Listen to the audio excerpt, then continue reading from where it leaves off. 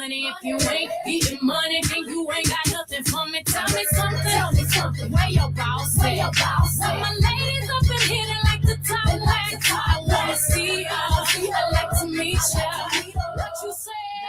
She ain't no diva. Diva is a female version of a hustler. Of a hustler. Of a hustler. Diva is a female version of a hustler.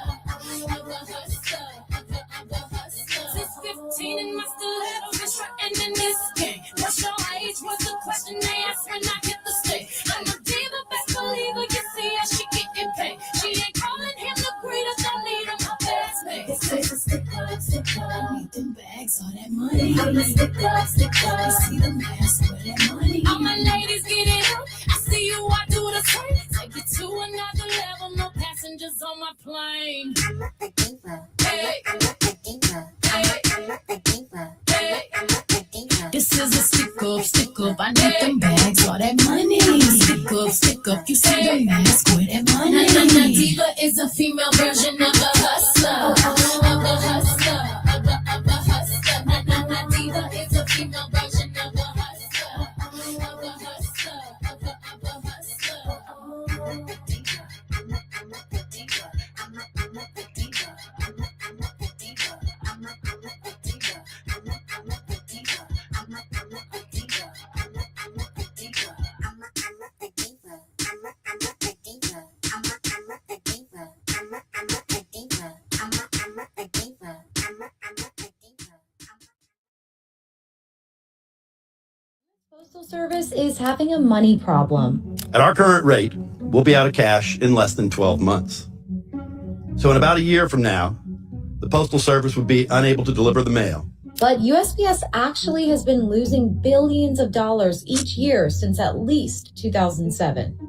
So the USPS is an independent agency of the federal government, and the Postal Service's mission in that regard is to provide universal, affordable, and reliable service to everyone in the country, no matter where they live. So the USPS has lost nearly $10 billion each year in the last couple of years, and that's because mail volume over that same period has collapsed. USPS has a legal monopoly on certain services, like the delivery of first-class mail, but that demand has been dwindling over the years. It also has tremendous liabilities to pay, like retiree pensions, health benefits, and debts. So most of USPS's expenses is compensation and benefits. It's something like 75 to 80% of all expenses because it's a very labor-intensive organization. Another significant chunk is transportation. That's just part of the logistics network that they operate. It's an independent agency, but its employees are treated like employees of the federal government.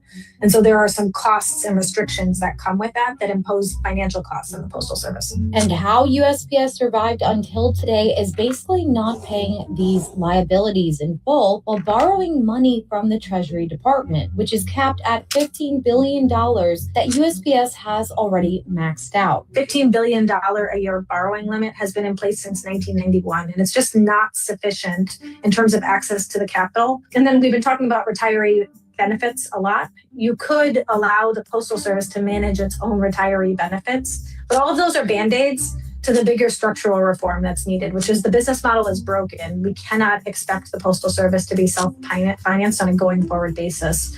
And so Congress needs to decide what the level of Postal Service is that we require and what the funds are that are required to support that public good. And in that case, appropriate the funds to the Postal Service.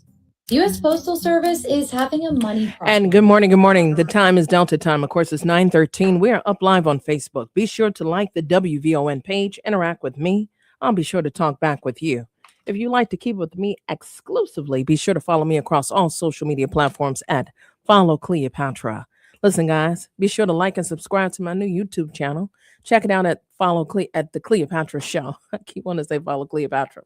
But more importantly, we're going to talk dollars and cents. It's a turbulent Tuesday. Can you imagine flying on this kind of Tuesday? You certainly wouldn't imagine flying on Spirit. That's for sure. Yeah, that's right. I am pointing dead at the administration for pretty much allowing that entity to collapse. That did happen. But that is not why it is exclusively a turbulent Tuesday. In the Evolution of Theory Tuesday, I thought I'd give birth to a new concept for those of us that liked the promo. Make sure you give Titus and I some love. That was a great collaboration because right now we're going to talk about the United States Postal Service. Oh, yeah. And who is going to join me shortly is the Marc Morial. That's right, President and CEO of the National Urban League. He wrote an exclusive and explosive piece in the Pittsburgh Courier. And I told you all, I read all across the spectrum. I truly do. I can't help it. I'm kind of addicted. But, in order to keep up with our take right here, the flavor and the sauce that allowed me to put a cap in what? Culture, arts, and politics. I have to be the enabler. So I have to be well-read because I'm definitely well-traveled and well-versed. And what I am here to share with you all that the United States Postal Service is doomed to go belly up. If you don't believe fat meat is greasy, you better ask Spirit. Did you ever thought you'll see a day that Spirit has come and went? And who was there to clean up the leftovers? United, Delta, American. They don't care. So at the end of the day, who's here to clean up behind the United States Postal Service, which is the eldest employer in America? And to whom do they employ? I want us to think about Black America, especially those that have climbed and sifted through what was once middle class to even upper class, but more importantly, elevating the class thereafter, generations that have become college educated based off the opportunities allotted via the United States Postal Service. And you're talking to a lineage descendant. My aunt was a postmaster. So I know a little something about what I'm talking about. And it matters to me because I know too many Black families that depend on that opportunity. But more importantly, and moreover, depend on their mail. Are you one of those families? 773-591-1690. Here it is, guys. What does it mean to exhaust funds? The Postal Service and its business model has been crippled. And it didn't just happen. And I will preface that. However, it has been on the incline for some while. And in Trump 1.0, we remember his goal was to privatize it then. So my question of the day is, would you pay for mail delivery? Would you? Because that is where we're headed. Just like you pay for subscriptions, would you pay for mail delivery? I want to know on the other side of this break, does it matter to you that you won't get your mail? But who does it matter to? I'm going to give you a little inkling. In this regime, this Trump administration, they are grasping for power. I mean, the power grab is immense, and we're going to talk about that throughout the day. However, what is in the mail that is so impotent that Trump don't want you to have? If you know the answer to that, you get extra credit. Now, if you late, I want your tardy pass. We'll be back after this break. More from Cleopatra coming up next on the Talk of Chicago, 1690 WVON. This is Rufus Williams, and I've got something special for you. I am proud to announce that we're launching the Rufus Williams Travel Club in conjunction with Advantage International. Our first trip, we're staying in the United States and heading to one of the most stunning destinations for culture to cuisine. Join us October 8th through 12th as we explore the charm, the beauty, and the history of Charleston, South Carolina. This isn't your typical getaway. We're walking through history and standing where our stories began. From the roots of Gullah Geechee culture to the International African American Museum, from cobblestone streets to waterfront views. This is more than a trip. It's a cultural vibe. To find out more, visit WVON.com and click the Rufus Williams Travel Club banner. And keep listening for more details. The Rufus Williams Travel Club will turn curiosity into understanding, one destination at a time. We are WVON.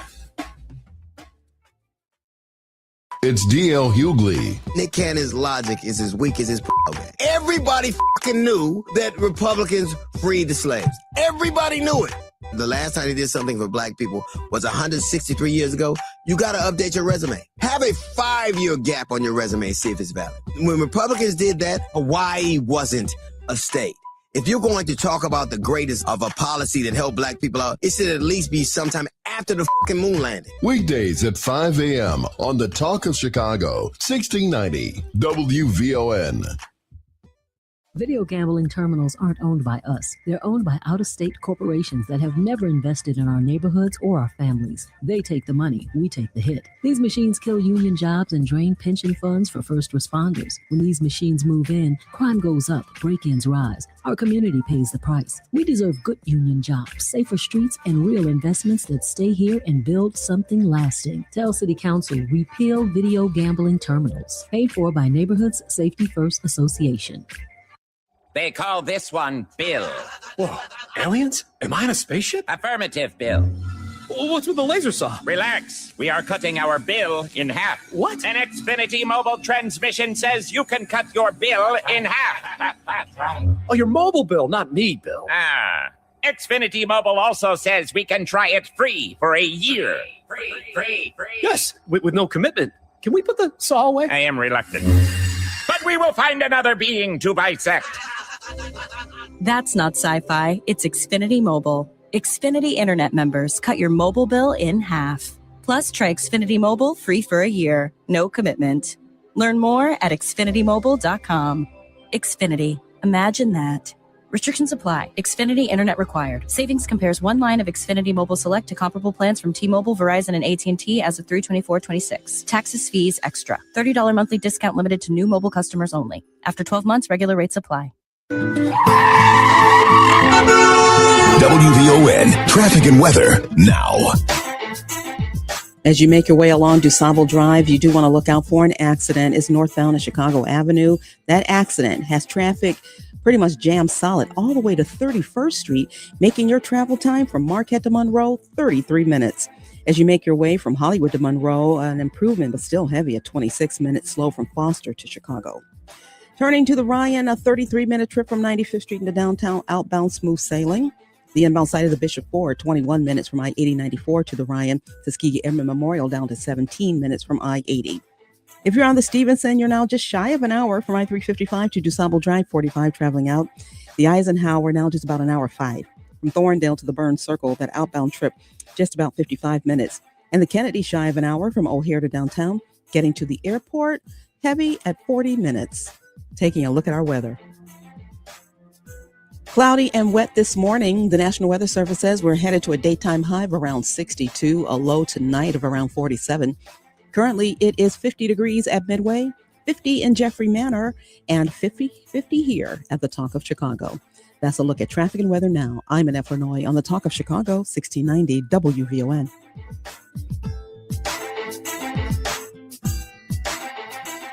And now back to the Cleopatra Show on the Talk of Chicago, 1690 WVON.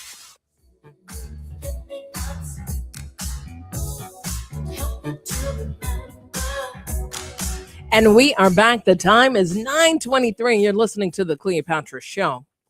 And I'm giving out some extra credit. Now, we're going to talk about the United States Postal Service. And who's going to join us shortly is the Marc Morial, President and CEO of the National Urban League.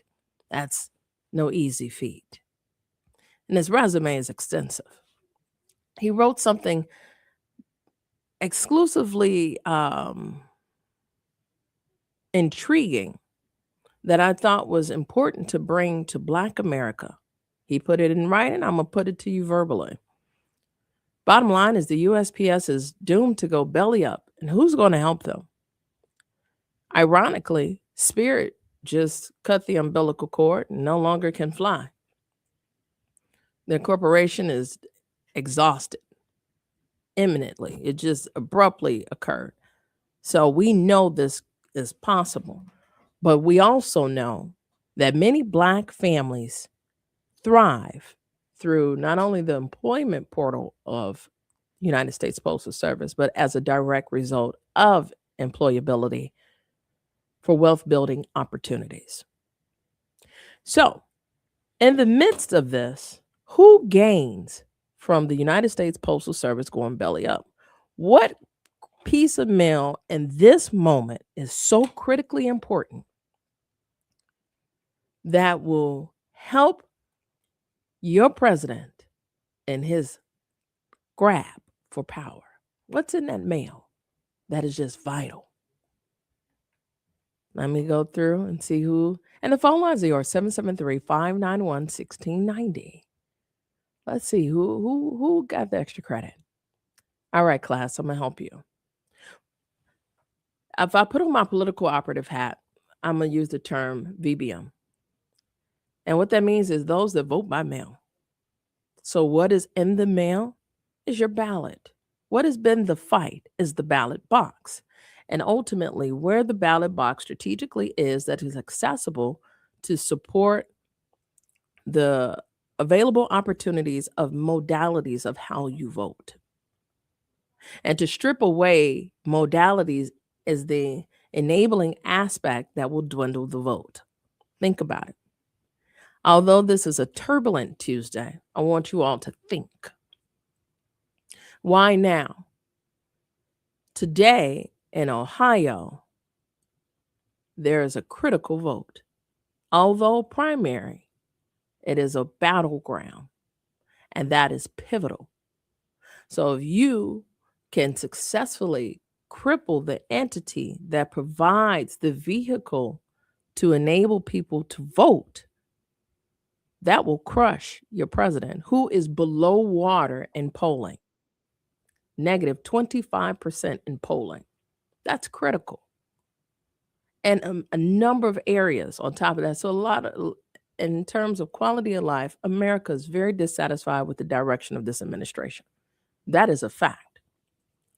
So if I can cripple the United States Postal Service, not only is the bail bondsman going to win, because some of you all are being summoned by courthouses, your SNAP benefits are coming through the mail, your Social Security, your VA benefits. There are critical pieces that are coming through the mail, and that apparatus is an essential tool for your survival. So if I can privatize it and turn the burden to you, what would you opt for? Would you opt to pay for it? So the question of the day is, would you pay for mail? Just like you pay for subscriptions to various platforms like Paramount and Netflix and Disney. Can we parse these things out? But more importantly, who's going to stop the steal? See, that slogan, that campaign was a prelude to where we're at today. Stop the steal. Right now in Louisiana, that governor has literally stopped the election illegally. Court, they're battling right now. The ACLU is battling right now because he has suspended the election. This is serious, people. The gut punch of the Voting Rights Act and the tidal wave of Republican power is white facing in the South in terms of stripping away Black electoral power. So all of these things happening at once. Why is the United States Postal Service such a vital attribute? Yes, is an employment lane for a lot of working class Black folk. Yes, it is a vital tool for us to receive critical pieces of information for our survival needs and medications, right? So that's another aspect. But more importantly, it has been a critical piece of fabric in America since before it was the United States of America. And we've had this lesson before. It is the eldest employer. Who's going to break it down further when we return is Marc Morial. He's the president and CEO of the National Urban League. And I want us to put our thinking caps on. Yes, it's a turbulent Tuesday, but buckle up, Buttercup, because we have a lot to unpack. And we're going to talk dollars and cents, because ultimately, if this collapse and this being the eldest, what's next? More on the other side of this break when we return.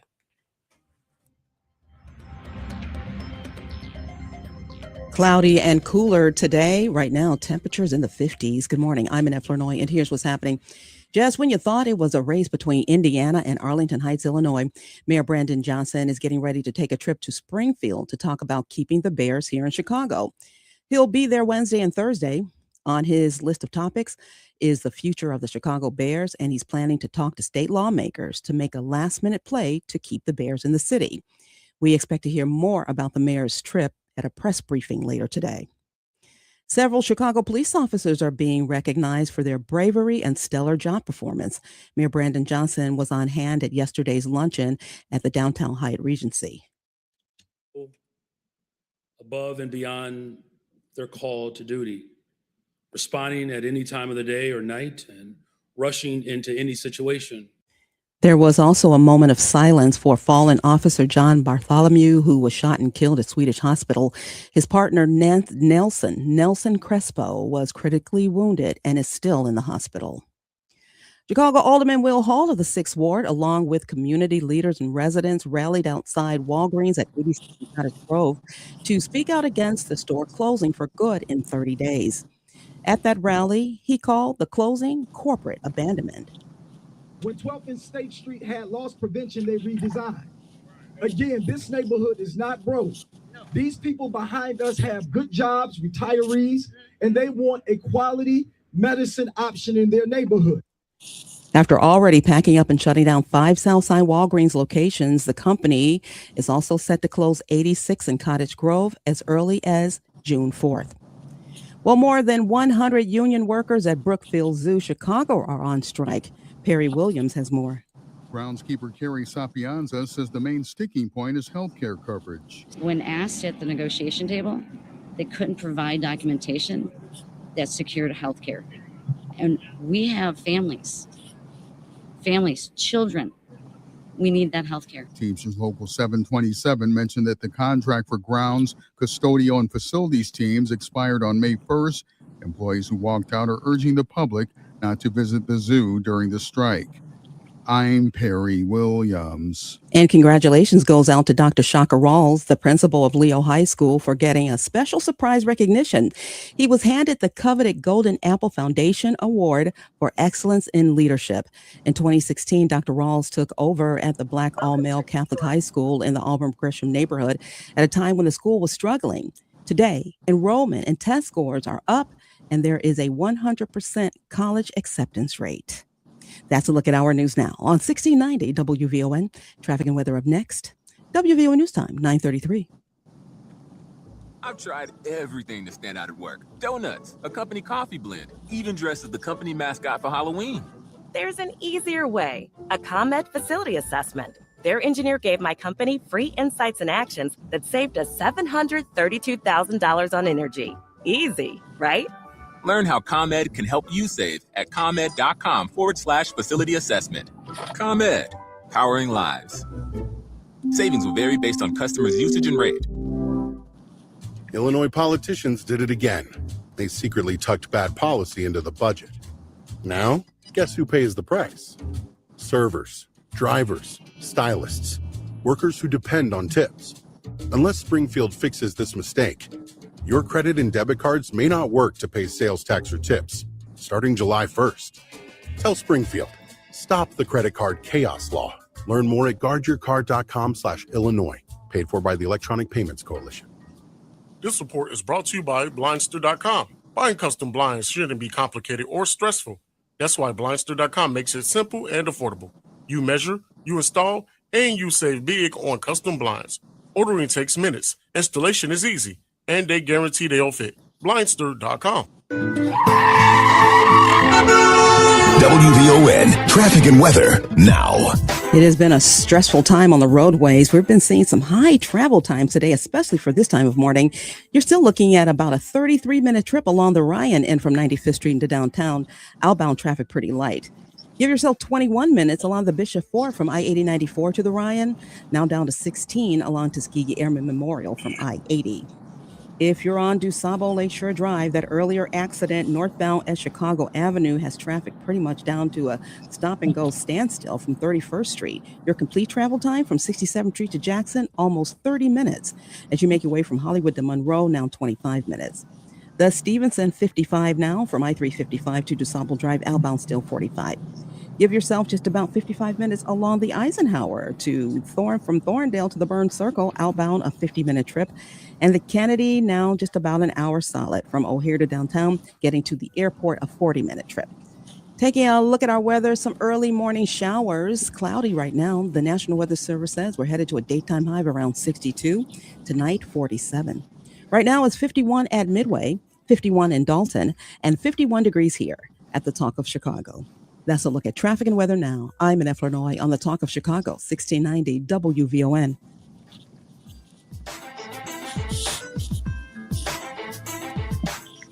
And now back to the Cleopatra Show on the Talk of Chicago, 1690 WVON.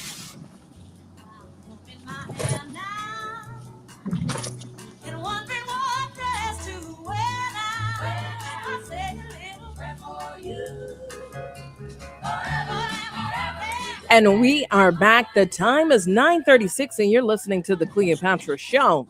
And you've heard the saying, rain, sleet, hail, or snow. This mail has got to go. That is the commitment from the oldest institution that was established before the United States of America. That's right. And on the live line is the Marc Morial, President and CEO of the National Urban League, as promised. And he wrote an explosive piece that caught my attention in the Pittsburgh Courier that really addresses the possibility of the eldest institution going belly up. President Morial, how are you? Welcome to Cleopatra Show. Thank you for having me, and continued good word on your show. Love to listen to you, and great to be with you. No, I really appreciate it, and we thank you for listening here at WVON. So we're listening to you. You put up the WB sign first. You warning brothers and sisters that, hey, this thing is happening, and I am fanning the flames to say, hey, where there's smoke, there's fire. So look, let's look at it like this. The post office is in the Constitution. The founding fathers understood that the Postal Service and having an efficient system of mail was essential to integrating all of the 13 colonies of the original United States.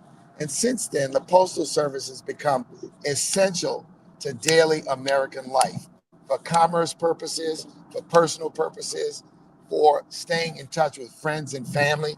And it's also an inexpensive option compared to the alternatives. The alternatives are FedEx and UPS and other forms of, and look, there is a reason to use them, but we don't want the whole Postal Service to be privatized where we can't have any say over pricing. Right now, the postal governors are appointed by the president, and they have a public accountability. The Postal Service is efficient. It was a place of opportunity for Black people. It was a place of opportunity. Many of my family members, going all the way back to the 1930s, worked in the post office, either inside the post office or as letter carriers. And it was a profession of security, a profession of benefits, and a profession that helped many African Americans achieve middle-class status. That's an important thing to consider, but we need an efficient, functioning Postal Service. So right now, some may say, well, the Postal Service runs at a loss. It's not designed to be profitable. It's designed to exist, Cleopatra, for the public good. But it does, on a $90 billion budget, bring in about $80 billion. So there's a $10 billion or so deficit between what it brings in and what it spends. But it exists for the public good, for seniors to get medicine, for us to pay bills. I use the mails a lot. I don't use online payments for everything. Some things I prefer, I feel safer to send through the mails. I still send cards, birthday cards. When my mom was living, Mother's Day cards.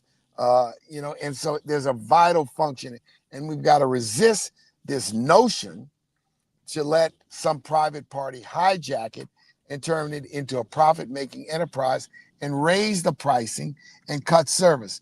The power of the Postal Service is that it provides service to every single residence in the United States, whether it's in a far-off place or a close-in place. And so we've got to protect its integrity and resist this rank and naked privatization craze. Some things do work better in the private sector. Others work better if they are part of government and operate for the public good. It's not one or the other.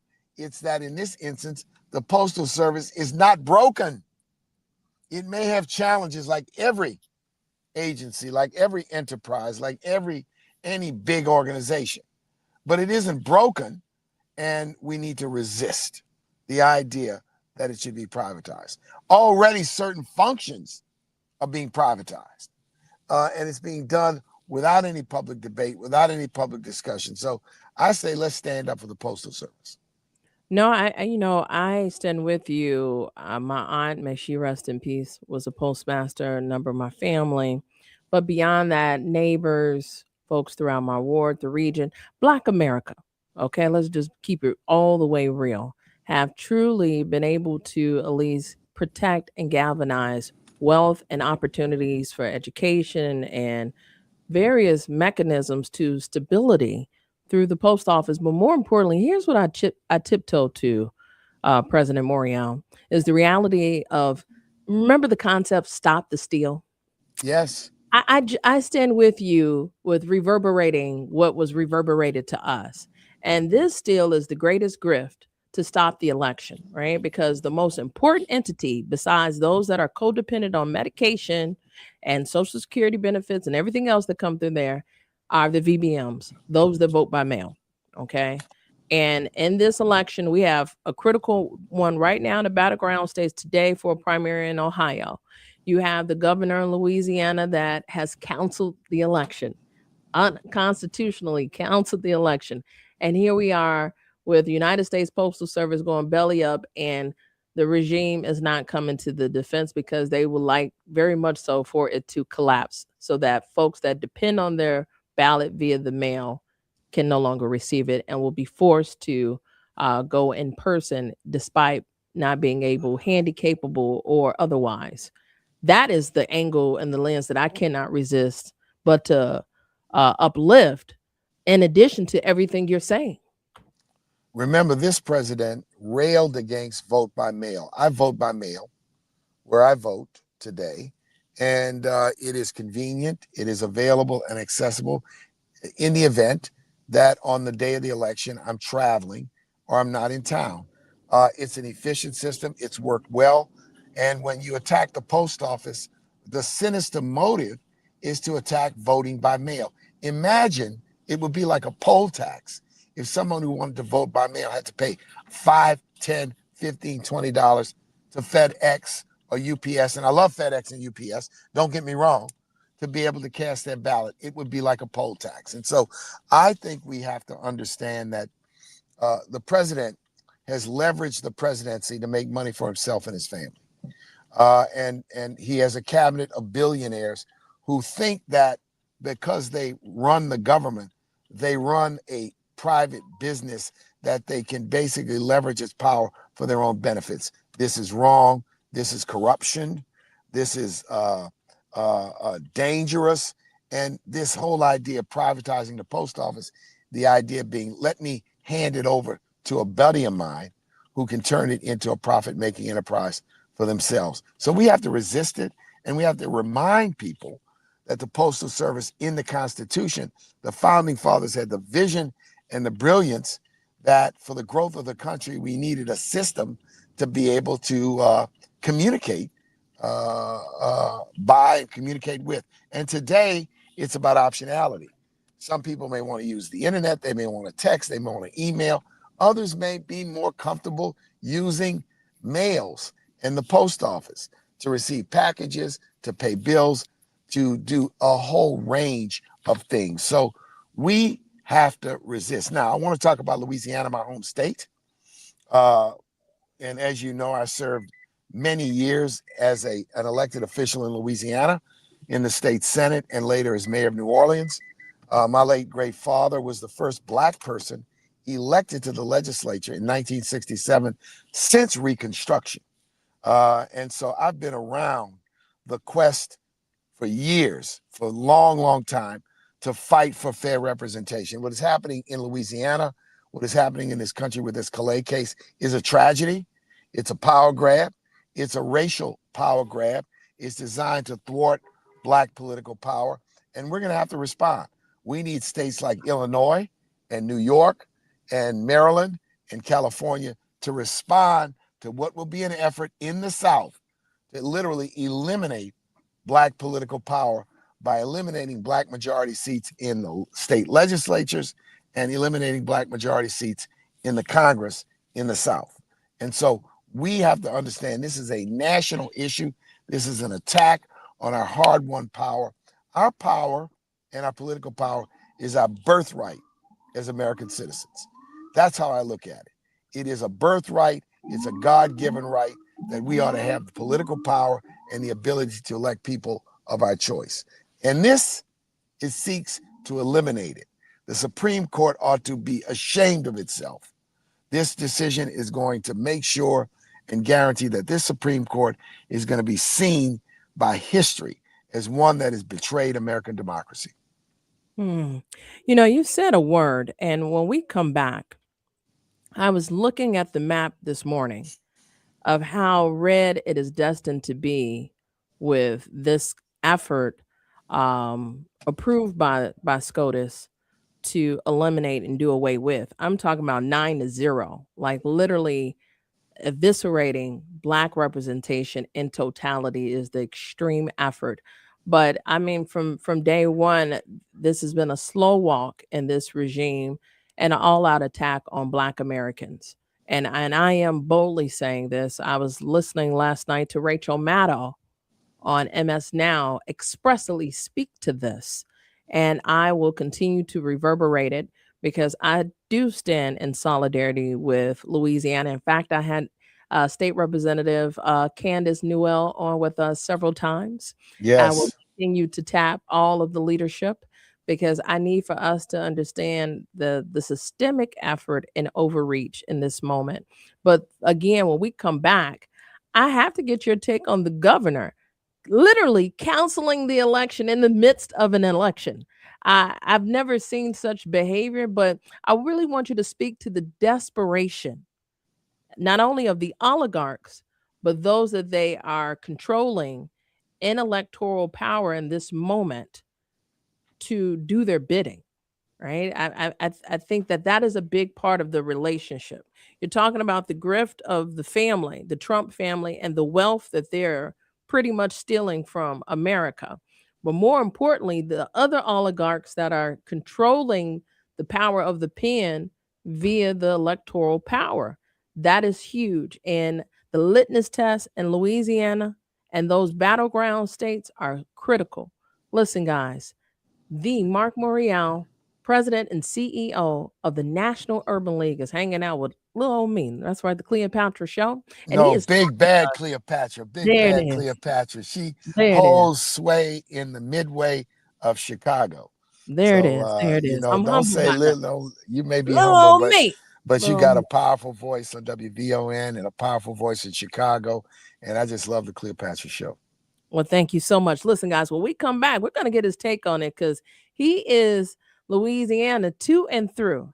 And that battleground affects you and I when we come back.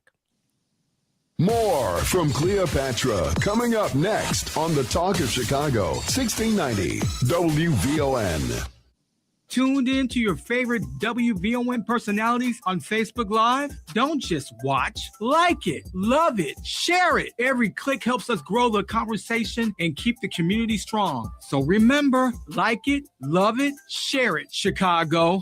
This is Rufus Williams, and I've got something special for you. I am proud to announce that we're launching the Rufus Williams Travel Club in conjunction with Advantage International. Our first trip, we're staying in the United States and heading to one of the most stunning destinations for culture to cuisine. Join us October 8th through 12th as we explore the charm, the beauty, and the history of Charleston, South Carolina. This isn't your typical getaway. We're walking through history and standing where our stories began. From the roots of Gullah Geechee culture to the International African American Museum, from cobblestone streets to waterfront views. This is more than a trip. It's a cultural vibe. To find out more, visit WVON.com and click the Rufus Williams Travel Club banner. And keep listening for more details. The Rufus Williams Travel Club will turn curiosity into understanding, one destination at a time. We are WVON. With your help, the Illinois Lottery generated $784 million for education last year. Play all your favorite Illinois Lottery games today to help raise even more. Be smart, play smart. Must be 18 or older to play. Game odds are available at IllinoisLottery.com.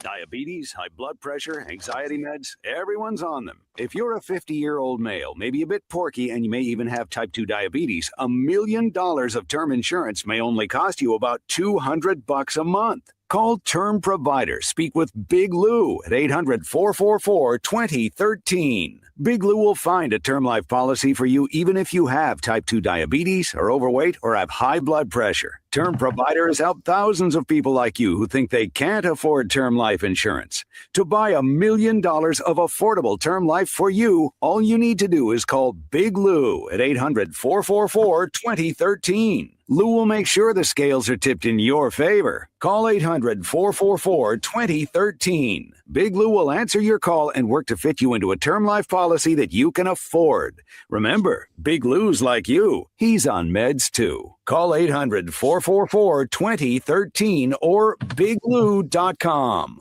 It's the afternoon show with Atiba Buchanan and LaDonna Ray. Congressman Jonathan Jackson on the line. I saw a meme that said America will come and get you. When it's about the oil, they bombed in Iran, they've got oil. They bombed in Iraq, they've got oil. They bombed in Libya, they've got oil. And now they bombed in Venezuela, they've got oil. And they even came after Diddy because he had oil. Come on, Congressman. What a great setup. That was good. That was good. It's the afternoon show with Atiba Buchanan and LaDonna Ray. Weekdays at 3 p.m. on the Talk of Chicago. Hold on, it's not WVON.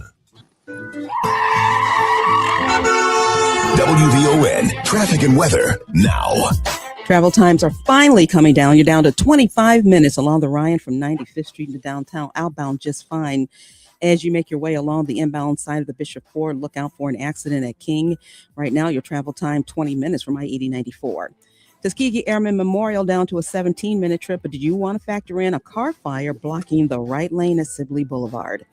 Along DuSable Lakeshore Drive, we saw lots of delays there earlier due to two accidents, one northbound at Chicago Avenue, another one at Monroe. Both accidents have been cleared. We're down to a 20-minute trip now from 67th Street to Jackson, Hollywood to Monroe, 20 minutes. A slight improvement along the Stevenson as well. That inbound trip from I-355 to DuSable Lakeshore Drive down to 55 minutes, outbound 45. The Eisenhower finally under an hour, 56 minutes from Thorndale to the Burns Circle, the outbound trip at 45. And the Kennedy, a 50-minute trip from O'Hare to downtown, getting to the airport down to 30. Taking a look at our weather, we're seeing some haziness in the sky. We had some earlier rain. Temperatures are expected to top out in the low 60s. 62 is our high, 47 is our low. Currently, it's 52 at O'Hare, 52 in Woodlawn, and 52 degrees here at the Talk of Chicago. That's a look at traffic and weather now. I'm Annette Bernoy on the Talk of Chicago, 1690 WVON.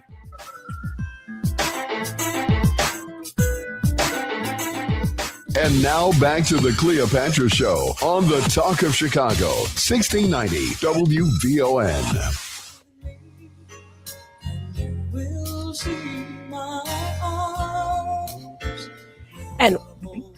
And we are back. You are listening to the Cleopatra Show. The time is 9:54. We're continuing our exclusive coverage with the Marc Morial, President and CEO of the National Urban League. And we're discussing the United States Postal Service and the possibilities of it going belly up. But more importantly, right now, this gentleman is to and through Louisiana, and Louisiana is going through some things that will catapult a new era in America. And we stand in solidarity right here at the Cleopatra Show. And we're taking our marching orders from President Morial in this moment. And as I was asking, what's your take on the governor and his effort to literally suspend the election?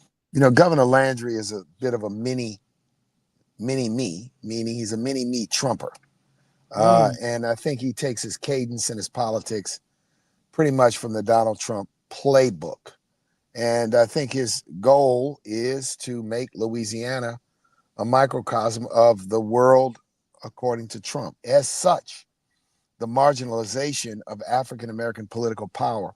Louisiana, South Carolina, and Mississippi have the largest percentage population of Black people in the country. We are 34% African American. If you add the communities that are Hispanic, Latino, and Asian, Louisiana is maybe nearly 40% non-white.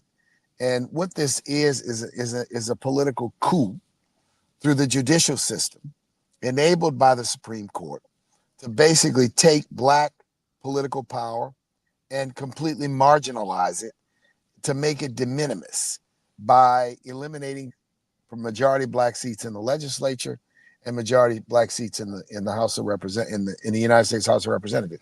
Here's what's so curious. I mean, I look at a state like Illinois, which has elected 2 African Americans to the United States Senate, currently has an African American lieutenant governor and an African American attorney general.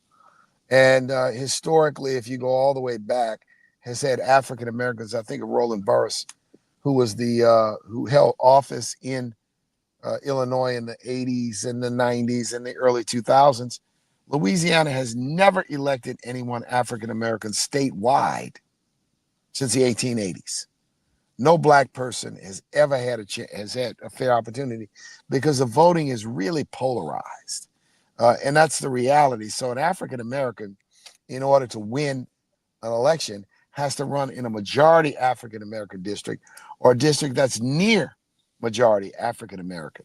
When I was mayor of New Orleans, I had an extremely strong base in the Black community, and I had a significant white crossover vote, particularly when I ran for re-election. But the first time I ran for mayor, I only got 9 to 10% of the white vote in New Orleans, despite the fact that New Orleans is cosmopolitan.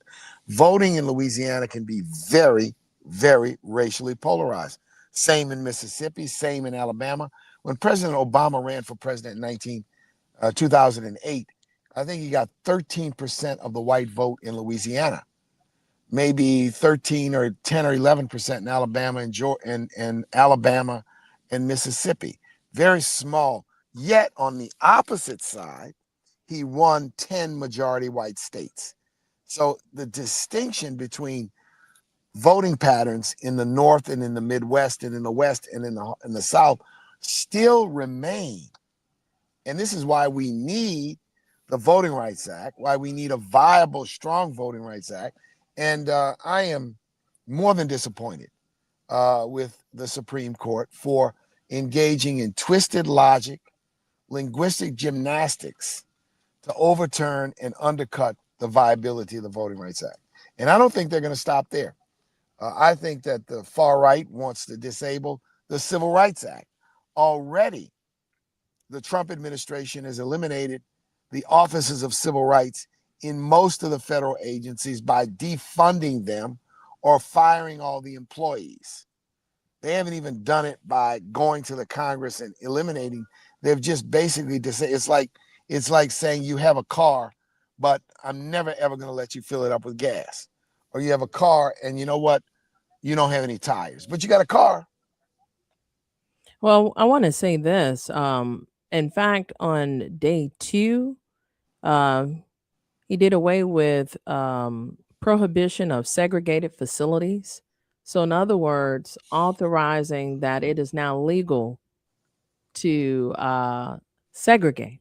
So, I think the efforts, the executive order of 11246, the contractor will not discriminate against any employee or applicant for employment based on race, color, religion, sex, sexual orientation, gender identity, or national origin. And that is section 202. So these are different but same in terms of the same vein and effort to dial us back. And these are the efforts of what makes America great, according to the far right and this regime. Well, so to your point, these building blocks have been. And we have to reject that notion of America. The notion that America's future is multiracial, multicultural. This MAGA movement, which is trying to systematically disable all of the victories of the civil rights movement and the post-civil rights movement, is dangerous, which is why with our voice, with our vote, resist. Here's the thing. Let's send a message in the fall elections by voting in Obama-like numbers to say we do not support. We got to cast a protest vote. And that protest vote is against the existing direction of the country. Black America, I'm talking to you straight and strong. Let's cast a vote against the direction of the country. Turn out in record numbers. No more excuses. No more, I don't understand if it makes a difference. We see now that this regime, which was narrowly elected in the 24 election, has now been on a tear to undercut and dismantle, if you will, those initiatives, those protections for the locked out and the left out Americans, of which Black Americans are central. So I am issuing a call to action right here on the Cleopatra Show to everyone within earshot to vote with a vengeance, vote with passion, and vote to send a message in the fall elections. I thank you for that message, and I will continue the rallying cry. Let me tell you something. President Morial has sent up the WB sign warning brothers and sisters, and I'm going to continue to flame the fan in terms of where there's smoke, there's fire, and the house is on fire. Thank you so much for stopping by, Marc Morial. Cleopatra will be back again. Thank you for what you do, and shout out to my friends at the Chicago Urban League, Karen Freeman Wilson. They are doing great work, and they are our presence in the Windy City. I really appreciate it. Listen, guys, we'll be back after this break. Hazy and 52 going up to 62 on this Tuesday, May 5th, 2026. I'm in Illinois, and in the headlines, Chicago police are looking for a missing 12-year-old boy last seen in the Gage Park neighborhood Sunday. Classes are canceled this morning at Forest View School in Arlington Heights after a school resource officer reported his service weapon missing. And the very first visitors at the Obama Presidential Library was treated to a preview at an invite-only tour of the inside of the building yesterday. National news from the Black Information Network is next on the Voice of a Nation and the Talk of Chicago, 1690 AM, WVON, Berwyn, Chicago. It's 10:02.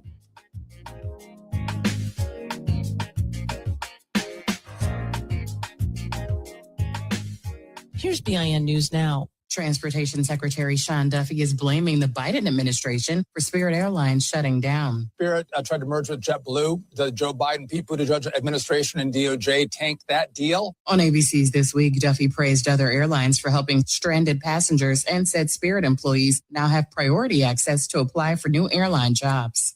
A Black Richmond, Virginia mother is recovering after surviving a domestic shooting that killed her 2 children. Police say Tiffany Terry's boyfriend opened fire inside their home, killing 18-year-old Zion and 14-year-old Sadie. The suspect is now in custody. And Janet Jackson will make a special appearance at this week's Grammy Hall of Fame Gala. Her album, Rhythm Nation 1814, is being inducted with performances by George Clinton, the Wilson Sisters of Heart, and Teddy Swims, May 8th in L.A. Get BIN News Now on demand 24/7 on the iHeartRadio app. Here's Esther Dillard. Thanks, Bree. It's Tuesday, May 5th. I'm Esther Dillard. New York City's Mayor Zohran Mamdani announced high-speed broadband is coming to the South Bronx and Upper Manhattan neighborhoods free of charge this summer. And will provide 2,200 apartments across 39 buildings of affordable housing with free internet for the next 3 years. And it will go a long way towards expanding digital equity in the Bronx and Upper Manhattan. Right now, we know that 1 in 5 residents of the Bronx lack internet connectivity. It's a $2 million pilot program spearheaded by the New York Public Library that Mamdani says will help low-income New Yorkers get jobs and find no-cost childcare. Congressman Richie Torres helped secure the money for the project. Back in 2020, during the depths of COVID, we saw the digital divide deprive our most vulnerable children of access to an education and our most vulnerable seniors of access to healthcare. That is why our $2 million appropriation is not an expense, it is an investment in the health, education, and future of the Bronx. Meantime, the closure of Florida-based Spirit Airlines isn't leaving just thousands of travelers stranded. Thousands of employees are now out of a job. Broward Commissioner Michael Udine says the county is doing everything it can to help. Career Source Broward is doing an emergency job fair later on today. Broward County has one set at Port Everglades in the next couple of weeks, and I think you'll see more of these popping up. Spirit of Dania Beach was the largest budget airline operating out of Fort Lauderdale Hollywood International. American and Delta Airlines are offering reduced fares for Spirit customers hit by the sudden closure. A federal appeals court, which blocks doctors from sending the abortion pill through the mail, has been put on hold. The order was made by Supreme Court Justice Samuel Alito, who set a briefing for this week. Two companies that manufacture mifepristone have asked the Supreme Court to pause Friday's ruling. They claimed that it would cause immediate chaos. The ruling could mean that there will be arguments at the High Court before its summer recess. And finally, we're taking a brief look at last month when Black actress Jennifer Lewis took home a special honor from the 2026 National Action Network Convention Women's Luncheon. The Reverend Al Sharpton announced that they were giving Lewis the Cultural Icon Award for inspiring generations with her activism. One of many messages she shared with the audience was one she gave to Congresswoman Ayanna Pressley. The lights of our soul will dissipate this hate. The fire in that light will burn this darkness down. Stay informed, stay connected, and subscribe. Follow BIN News this hour wherever you get your podcasts. I'm Esther Dillard on your home for Black News First, the Black Information Network. Don't wait until something feels wrong to see a doctor. Annual checkups catch problems early before they become serious. Your health, our community, for WVON.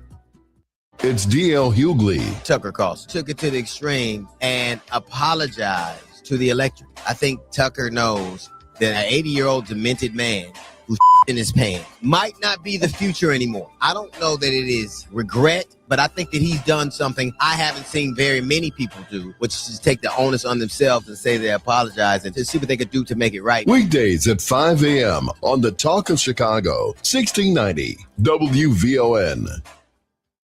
Video gambling terminals aren't owned by us. They're owned by out-of-state corporations that have never invested in our neighborhoods or our families. They take the money, we take the hit. These machines kill union jobs and drain pension funds for first responders. When these machines move in, crime goes up, break-ins rise. Our community pays the price. We deserve good union jobs, safer streets, and real investments that stay here and build something lasting. Tell City Council, repeal video gambling terminals. Paid for by Neighborhoods Safety First Association. This report is brought to you by Blindster.com. Buying custom blinds shouldn't be complicated or stressful. That's why Blindster.com makes it simple and affordable. You measure, you install, and you save big on custom blinds. Ordering takes minutes, installation is easy, and they guarantee they'll fit. Blindster.com. WVON traffic and weather now. Still no changes in your travel times. At inbound trip along the Ryan, 25 minutes from 95th Street to downtown. Outbound, things are smooth sailing. The inbound side of the Bishop Ford, a 21-minute trip in from I-8094 to Tuskegee Airmen Memorial, 17 minutes. And DuSable Lakeshore Drive continues to improve, a 19-minute trip from 67th Street to Jackson. Give yourself 19 minutes from Hollywood to Monroe. Taking a look at our weather. Hazy and mild today. Temperatures topping out in the 60s. 62 is our official daytime high. Right now it's 52 at Midway, 52 in Woodlawn, and 52 here at the Talk of Chicago. That's a look at traffic and weather now. I'm Annette Flurnoy on the Talk of Chicago, 1690 WVON.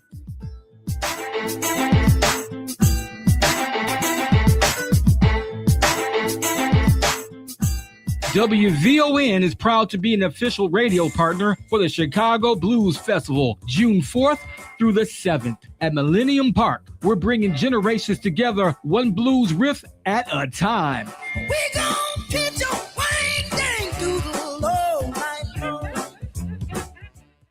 Live from the Xfinity Studios at WVON, it's the Cleopatra Show on Chicago's essential storyteller, 1690 WVON.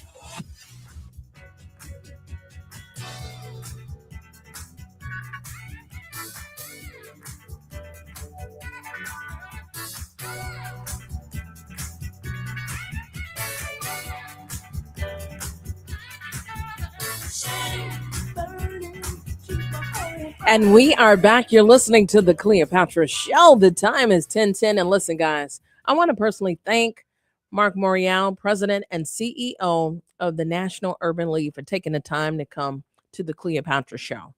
I think what he had to offer was extremely fruitful on a lot of fronts. And his position is clearly evident. He doesn't take it lightly. And then secondly, he's taken everything that he's learned and using it as tools to enable us for the war that has already begun. Black Americans are under attack, and I'm going to do an exclusive show explicitly to that. For especially, I'm not trying to convince those that don't believe, because my mother has always taught me, if you can't hear, you'll feel, which is why I teach my son to listen with his ears. So I can't save them all. Let me tell you something about VIP. It's only a few people that can go with me. It's true. It is totally true. But what I can do, I will do. And I will join President Morial and other iconic leaders like them. The work that I'm committed to at the national headquarters right here at Rainbow Push, and likewise to enable us for this war. I meant what I said. On the second day, the very first day, this regime did away with diversity, equity, and inclusion. The second day, it rolled back institutional laws that prohibit segregation to reinstitute it. That's your president. This is your president. This is not a rallying cry to what happened to the Negros they used to call and were proud Black MAGA folk. And no, you don't need my pity. And no, you don't need to call this show. Call the others like I've suggested to you, because I know you're hurt.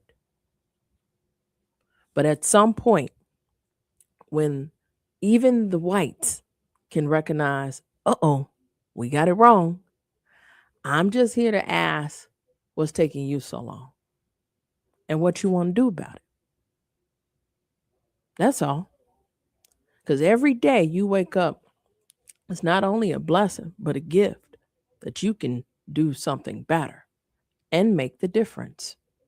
Now, the phone lines are yours, 773-591-1690. You heard that little birdie. He put up the WB sign, and I said, hey, he warning brothers and sisters. The United States Postal Service is destined to go belly up, and your president is not going to do a damn thing about it. In fact, he's looking forward to it because his goal had always been to privatize it. He's already eroded not only Black folk in the federal employment industry, but the erosion of Black electoral power is forthcoming. So that was the second half of Marc and I's interview. What does that mean? This is what it means to make America great. You remember that doctrine from the Heritage Foundation? Yeah, you do. Many of you all Googled it and still didn't believe it. The manifesto is manifesting. I'm going to the phone lines. Let's talk to James. James, talk to me. Welcome to WVON. Hey, good morning. Good morning. Right on time. Man, y'all said so much. One of the things that I want to add to that conversation is that the civil rights movement spurred all of this. When we pushed, my ancestors pushed and got us recognized as human beings and etc. And the South was failing civil rights. We was gaining. We was getting legislation passed and this and that. And they understood they couldn't stop that tidal wave. So they began a process. They began a process to start taking over the judicial system all over the country because we were actually going to court and winning. And in we got a president in Ronald Reagan said we must turn back the clock. People thought he meant black and white. He meant rich and poor. And everything, the postal system was given a big apple that it couldn't swallow, they had to fund their retirement fund for the next 60 years for people who wasn't even born yet that's going to work there one day. And they take $5 billion from the postal system every year, which made it go upside down. Check the facts. No, I know you're right. I show you right. I know you're right. It was created. And what we don't understand, you know, a lady on the West Side did a wonderful, wonderful thing years ago. She started a little school, the Marva Collins School, right? And so she got funding from the federal government, government after a while for that. And then they said, we could take over the schools too. So they started the charter schools thing, right? Defunding the regular public schools, same money, same pie, all of that. Everything in this country, they want to be for profit, right? Everything, not one thing. If the first school I ever went to in life was on 61st and Ingleside, fifth school, right? Kindergarten. It's a school down the street from that school, which is closed. That's a charter school, University of Chicago. It's another charter school, University of Chicago, between Woodlawn and University on 63rd Street. And once they get, and Ernie Duncan was a part of this, right? And they talking about the education and everything. I mean, the water, everything we have is at risk. And if everything go private, they systematically kill the black and brown. We had the most robust black middle class in the country in Chicago because we had access to employment, the postal system, the steel mills, et cetera, et cetera, et cetera. And if you look today, our middle class is in shambles because they took all the jobs where they had to they had to honor the law and hire us. And now with the erosion, that is no longer, you are on par. I mean, you're on fire, James. He has taken away the fact that you don't have to adhere to any of these rules, and with housing too. So everything and anything that it was once protection. So great call, James. Great call. For those that are committed to this regime, I need you to talk to the man or woman in the mirror. I do, because at some point you will turn and do an about face and you will question, well, what has the other team done for me? And all I can say to you is that in the midst of where we stand, this is what they're doing to you right now, right? It's not that one is greater than the other. There's some attributes of the other party that I'm not fond of. But to no extent has it ever been this extreme that we are in worse position than our ancestors were post-Reconstruction. I need for us to understand. Now, if I have to do a lesson, which I might, no shame, what do we mean when we talk about the Reconstruction era? There are some of us that truly don't understand what I'm saying, and I know that to be true. And it is with no shame, because one thing I know as an educator, one thing I know about being a Black educated woman is that even to this day, I don't know everything. And I say that with no shame. So you cannot live with shame of not knowing everything, because honestly, it's not meant for us to know all and be all. For those of us that are believers, you know what that means.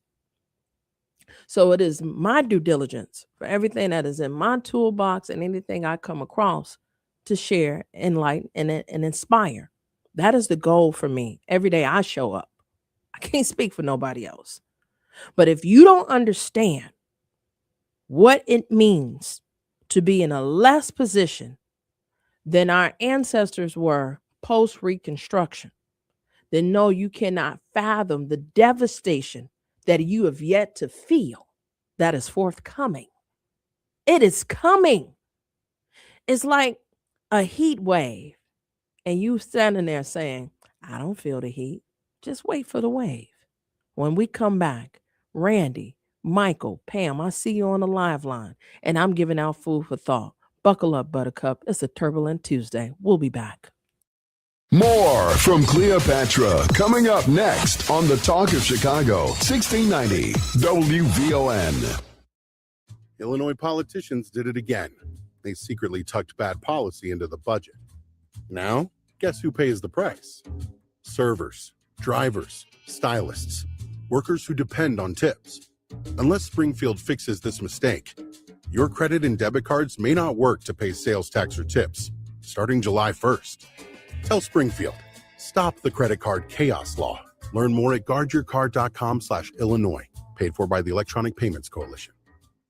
Hi, I'm Lori Smith, host of Meeting the Moment. WVON, in partnership with the Chicago Community Trust, developed Meeting the Moment to amplify the voices of nonprofits across Chicagoland, giving them the communication tools they need to expand their reach and turn awareness into action. Right now, our communities are facing real challenges, from economic uncertainty to public safety to access and equity. But in the middle of it all, there are organizations doing the work quietly, faithfully, powerfully. With Meeting the Moment, we'll have honest conversations about the issues shaping our region and, more importantly, the solutions happening on the ground. And each week, we'll feature a Chicagoland nonprofit making a difference. You'll hear their story and find out how you can support their work, because Meeting the Moment is about more than just awareness. It's about impact. Join the Meeting the Moment movement, a program designed for the doers. For more information, visit WVON.com/Meeting the Moment. Listen every Saturday at 12 noon, right here on WVON 1690, the Talk of Chicago. Let's meet the moment together. Powered by the Chicago Community Trust.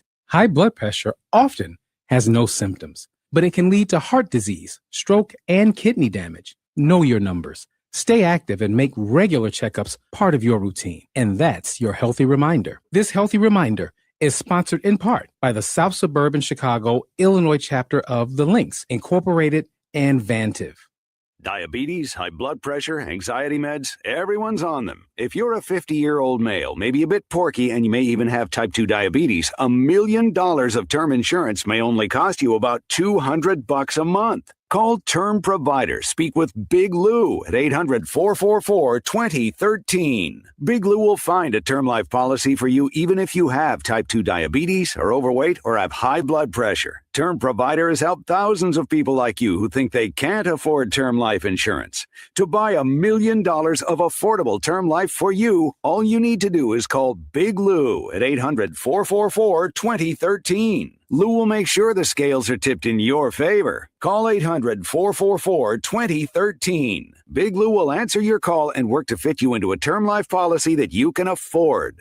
Remember, Big Lou's like you. He's on meds too. Call 800-444-2013 or biglou.com. WVON traffic and weather now. No changes in your travel times, but we are tracking a new incident. Right now on the north side in Lincoln Park, there is an accident at the intersection of Ashland and Wrightwood. You want to steer clear if all possible. Taking a look at your weather, hazy skies, temperatures climbing into the low 60s today. Currently, we're at 52 at Midway. It's 53 in West Englewood and 53 degrees here at the Talk of Chicago. That's a look at traffic and weather now. I'm Annette Flournoy on the Talk of Chicago, 1690 WVON. And now back to the Cleopatra Show on the Talk of Chicago, 1690 WVON. Oh, yes, wait a minute, Mr. Postman. Wait, hey, Mr. Postman. Oh, yeah. Now, who waiting on the postman or that postal woman? Now, some of y'all like y'all postal workers. Don't be fronting.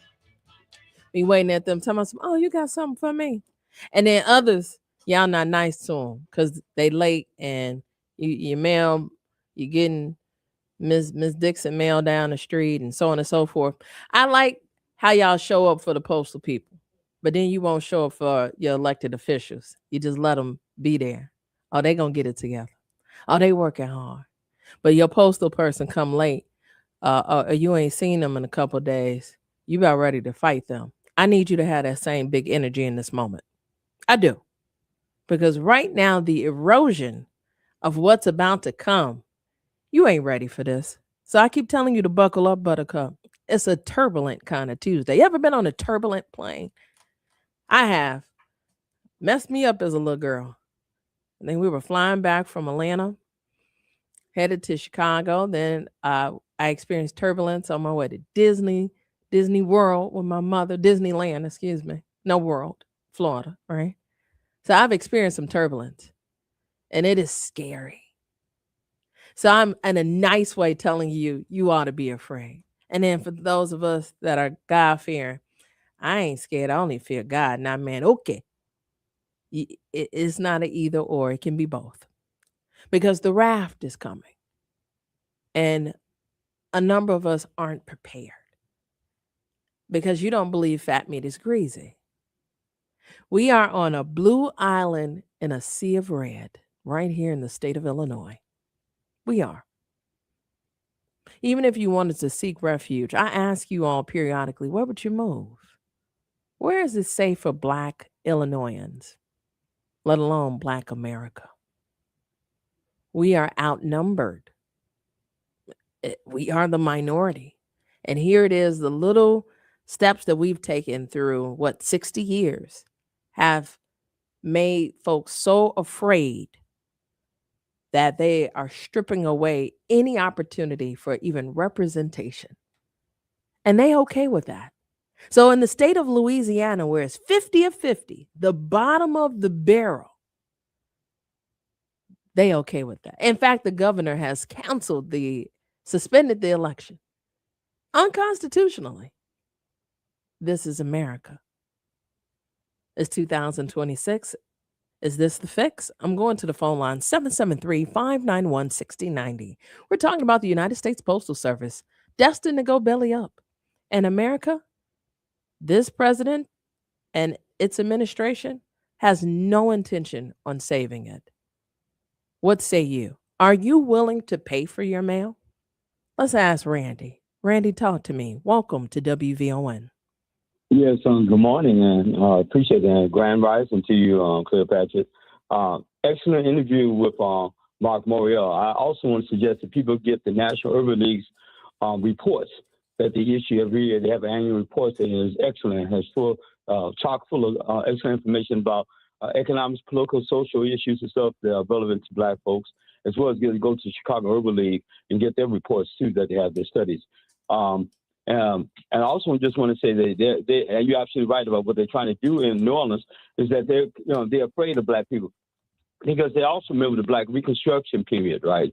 That era where our people had to gain political power, became senators and Congress representatives, and et cetera. So that is what they're concerned about, and they're concerned about also here in Chicago because they look at Chicago and say, "Oh no," they're like, "Wow. We got too many Negroes." These are white folks meeting with each other. They're talking about there are too many Black people in of Chicago. So we have to take care of them. So that's why they got the racist Eileen Burke, the district attorney, in office. And we're going to move to try to get her out of office and stuff, make her one-term district attorney, state's attorney. And also, Randy, it sounds like you've been on my desk. You've been in my notes. Well, we're doing it. I'm doing it. I'm working with some groups Randy, right now. you know what the promo about to be today, don't you? Well, what can I say? Oh, Eileen O'Neill Burke. I want to say this real quick. Lord. I want to say this with they're trying to privatize the postal service as well because what they want to do, they want to be able to do surveillance on the mail. In the book, the American Police State by David Wise, they talked about how they use the post office to open people's mail, right? Different activists and people like Reverend Dr. Martin Luther King and other activists and stuff. So with that said, I won't keep any further, but keep with the excellent work, and we got to fight this. Oh, I appreciate it. And I agree with you. Let's talk to Michael. Michael, talk to me. Welcome to WVON. Oh, my God. Good morning, young lady. Good morning. Now, my sentiments is with Randy because I make it my business. I just stepped out the bank just so I could hear that brother talk. Because he's always spot on. But I wanted to say to you that we've kind of been quiet about the people that voted for Donald Trump. Why? Because I know me, I didn't want to rub it and dig it and smash it in people's face. But it's about time now because we need them to vote. For real. We need them to vote, Miss Cleopatra. But we need them to know, and finally it's being spoken on, how these people of the other ethnic group, the white people, are pushing to dismantle us all over the country. And one thing that I have to say to you, great job, young lady, because you said to me before, you said, Michael, one thing that we do on WVON is push the Black agenda. And you're absolutely right. That's why I listen. Now it's really urgent. It's a call to action about the Black agenda, and even the Latinos or Asians, anybody else of another ethnic group. This dude is not prejudiced. He's attacking Blacks because, like Randy said, we are the threat. But he's attacking everybody of other ethnic groups as well. So it's hard to win if we are not in. So what I'm sharing with you is we all got to be in. You feel me? Because this is something that's really aggressive. They moving very fast. Project 2025, whatever that damn thing is. They moving fast, and they moving so fast that a lot of people that's not paying attention, they missing it, and it's gonna kick all us in the butt. But it's time to fight. And another thing about that state's attorney down there, she has no Black people in her cabinet, just so y'all know. None. Oh, that's tomorrow. That's what I said. Randy been on my desk. Listen, I appreciate you listening, Michael. Get back in the bank and listen. When we come back, Pam, Donald, I see you on the live line, and we have a special guest. Rob Weiner is going to hang out with us. You don't want to miss this. Hazy and cooler with temps topping out in the 60s. Good morning. I'm in Illinois, and here's what's happening. New this hour, the Trump administration is talking about taking control of the U.S. Postal Service and privatizing it. In an exclusive one-on-one with WVON's Cleopatra Draper, Marc Morial, president and CEO of the National Urban League, says the U.S. Postal Service is a protected entity and exists for the good of the people.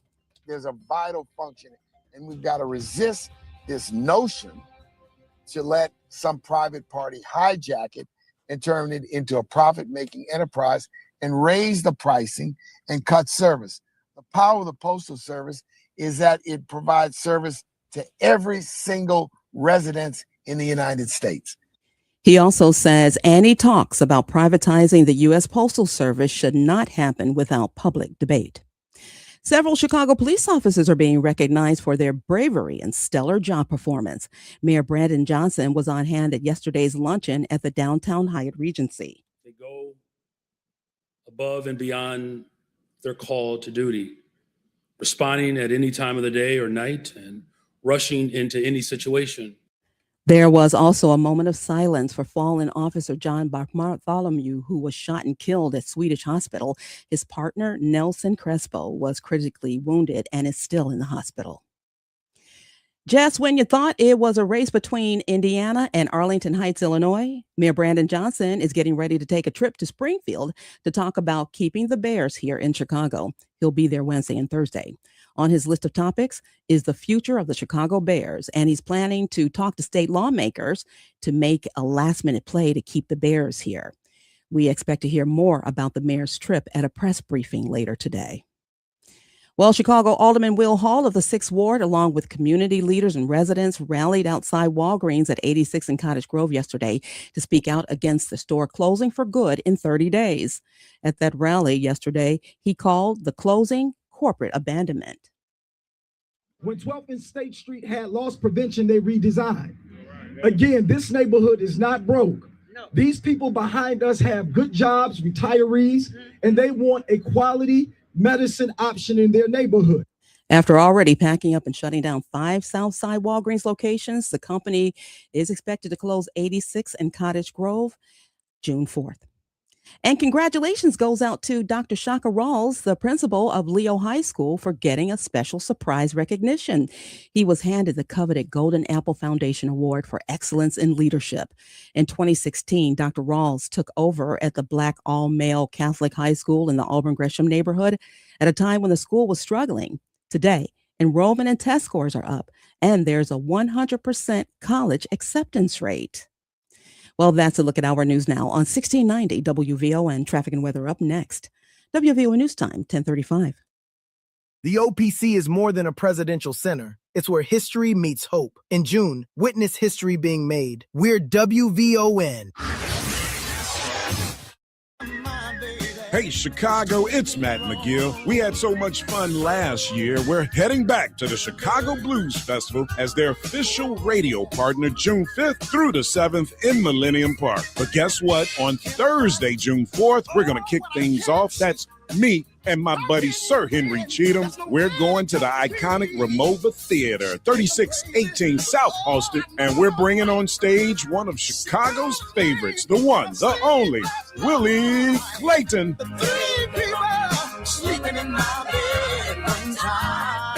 And Chicago's own, the legendary John Primer. Well, I'm rolling and tumbling, talking all out of my head. You want to join us?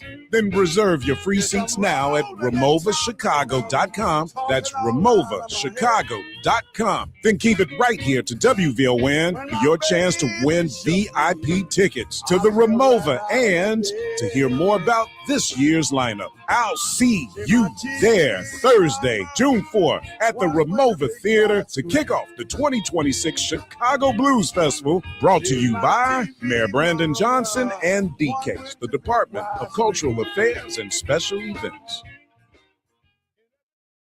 It's D.L. Hughley. Nick Cannon's logic is as weak as his Everybody fucking knew that Republicans freed the slaves. Everybody knew it. The last time he did something for black people was 163 years ago. You got to update your resume. Have a 5-year gap on your resume and see if it's valid. When Republicans did that, Hawaii wasn't a state. If you're going to talk about the greatest of a policy that helped black people out, it should at least be sometime after the fucking moon landing. Weekdays at 5 a.m. on the Talk of Chicago, 1690 WVON. Primary care that's completely you. OSF Complete Care 55 Plus is personalized primary care for adults 55 and older living with ongoing health conditions. Now accepting patients in Evergreen Park. OSFhealthcare.org/CC55. Tuned in to your favorite WVON personalities on Facebook Live? Don't just watch, like it, love it, share it. Every click helps us grow the conversation and keep the community strong. So remember, like it, love it, share it, Chicago. It's Matt McGill. Matt, we did want to give you a little how do you do today. I'm from McGuire. How do you do, Matt McGill? How do you do? How do you do, Matt McGill? How do you do? You may think you're upper class, but you're just the horses. How do you do, Matt McGill? How do you do? Thank you, guys. McGuire, you're welcome. Matt McGill on the Talk of Chicago, 1690 WVON. This report is brought to you by Blindster.com. Buying custom blinds shouldn't be complicated or stressful. That's why Blindster.com makes it simple and affordable. You measure, you install, and you save big on custom blinds. Ordering takes minutes, installation is easy, and they guarantee they'll fit. Blindster.com. WVON traffic and weather now. The Ryan is in pretty good shape. You're looking at a 20-minute trip from 95th Street into downtown, outbound smooth sailing. As you make your way along the Bishop Ford and Tuskegee Airmen Memorial, you'll move along at the posted speed. Things are looking pretty good along DuSable Lakeshore Drive right now, 67th Street to Jackson. No problems, no delays. Hollywood to Monroe, a 17-minute trip. If you're on the Stevenson, things have cleared up nicely. You're down to 35 minutes from I-355 to DuSable Drive, outbound a 30-minute trip. The Eisenhower, give yourself 55 minutes from Thorndale to the Burns Circle, that outbound trip about 45. And the Kennedy, a 45-minute trip in from O'Hare to downtown. Getting to the airport, just about 25 minutes. Taking a look at our weather, we're seeing some hazy skies. The National Weather Service says we're going to top out at around 62. Tonight, drop down to around 47. Currently, it's 53 at O'Hare, 53 in Pilsen, and 53 degrees here at the Talk of Chicago. That's a look at traffic and weather now. I'm Annette Flournoy on the Talk of Chicago, 1690 WVON.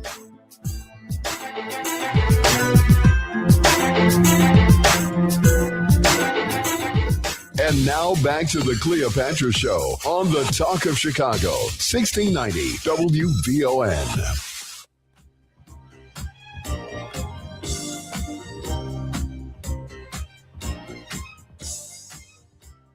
We're never going to let Democrats win. And by the way, we know that the people who are the weakest link in oligarchy are the blacks. Always have been. The blacks keep on resisting. They kept resisting when they were slaves. They could have just stayed down, ate the chicken bones and chicken necks and been quiet. But no, they had to keep rebelling. And then when they got free, they were like, we want free public schools. And boom, South Carolina did it. And then the white kids got free public schools. Damn it. Then they were like, we want civil rights. And then that went to the women too. They were like labor rights. They wanted to join unions. These poor ass workers are like, why do they keep on wanting rights? They hate workers. They hate poor people and working class people. All these people hate y'all. They hate working class people of every race. They hate women who want to vote, women who want to be free. They're like, all these people are a majority. And in order for us, the oligarchs, including the 6 of them, to hold on to their they have to make sure nobody can vote. So they're like, yeah, we're going to get rid of the Voting Rights Act. But we'll do it in a way that you can't say we got rid of the Voting Rights Act. Because technically it's still on the books, but we're going to gut it and scoop out the insides of it. And then no blacks can vote. And if no blacks can vote, it's a wrap. There'll be no progressive policy. They're not. And listen, guys, you're listening to the Cleopatra Show. The time is 10:41. It's a turbulent Tuesday. And we are going up a couple 100,000 feet. And no, we're not riding Spirit because that's collapsed. But we've been talking about things that are on the brinks of collapsing. And now we're moving from the United States Postal Service to this country. And in the core of this country, we have the Constitution, the fabric and the being that institutionally guides our very moral compass, our core. And right now, one of its iterations, the Voting Rights Act, which came at a bloodbath for Black Americans and a fight. Everything has been a fight. And we've talked about the Reconstruction era that came after a fight. That's right, the Civil War and the rebuilding of this country post that war enabled Black Americans the opportunity via integration to thrive. And now in a society that is no longer segregated, the Trump regime has instituted that back into the fabric as well. And at the crust of it is the Supreme Court justices with a 6-3 ruling, 6 of whom are conservative justices. And remember, last week I was asking about those conservative wins. So everything that we do here at the Cleopatra Show has an ebb and flow. And eventually everything does tie into one another. So following the controversial ruling that President Morial was just speaking to, Louisiana versus Kalia, a wave of redistricting efforts is sweeping across the country as a result of it, with states like Florida, Alabama, and Tennessee scrambling to follow Louisiana's lead. Now, what are they racing for? There is a big election happening in November. And who doesn't want to be a lame duck? That's right, your president, Donald John Trump. Advocates are warning that this decision could dramatically reshape the political landscape. So President Morial and I were just talking from the National Urban League. And what he's saying is that the erosion of Black political power and these minority districts that are already the majority white ruled, Louisiana essentially etching for a complete white political power landscape, even if the district is majority Black. And in the state of Louisiana, that state is definitely a third Black, one of the highest densities of where Black people live in this country. And yet it is at the bottom in the rank of states, 50 of 50. And yet they got time to dial back a duly elected clerk, Clerk Duncan. Isn't that something? But that was struck down. It had to be struck down in the court of law. On the live line, to indulge us as we just listened to the Joy Ann Reid, my soror, speak to the history of the dial back effect and how when we gain, everybody wins. And yet we don't want folks to win because the oligarchs have a plan, that privatization. Hence why waiting on the death of the United States Postal Service will be cataclysmic is Rob Weiner, director of the Lawyers Committee Voting Rights Project. Rob, welcome to the Cleopatra Show. It's great to be here. It's great to have you. I hope that landscape has been laid out. We have been building this house that nobody wants to live in that is progressive. I know I don't. Yeah, it's things could be going better. They totally could, but they're not. So talk to us about Louisiana. I was just giving the governor some black roses when it comes to his efforts to cancel or suspend the election unconstitutionally. In addition to all of what's happening, the election itself has been suspended. Yeah, I mean, first of all, the Voting Rights Act was the crown jewel of the civil rights movement. And the people, the civil rights heroes, the Kings, the Lewises, these people and the foot soldiers, they fought, they bled, they died to achieve this fundamental constitutional right. It's the right from which every other right flows. Without the vote, you don't have power, and without power, you don't have services, you don't have equality, you don't have humane treatment. And the Supreme Court just gutted it. They didn't get rid of it. They just carved out its innards. And now Louisiana wants to take advantage of that and change this election in the middle. The people have already started voting. Now, what's going to happen to their votes? It is unseemly. It is just wrong. And if I may say, it's criminal. It's not about wrong or right at this point. It is absolutely criminal. And it's unfathomable that I am referring to a sitting governor for criminal activity of robbing the electorate of its right, its birthright to perform a civic duty in our democracy.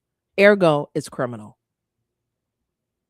In the Supreme Court, they went to the Supreme Court generally takes something. I think the number is like 42 days for them to issue their order after the decision. I may have the number wrong, but it's about there.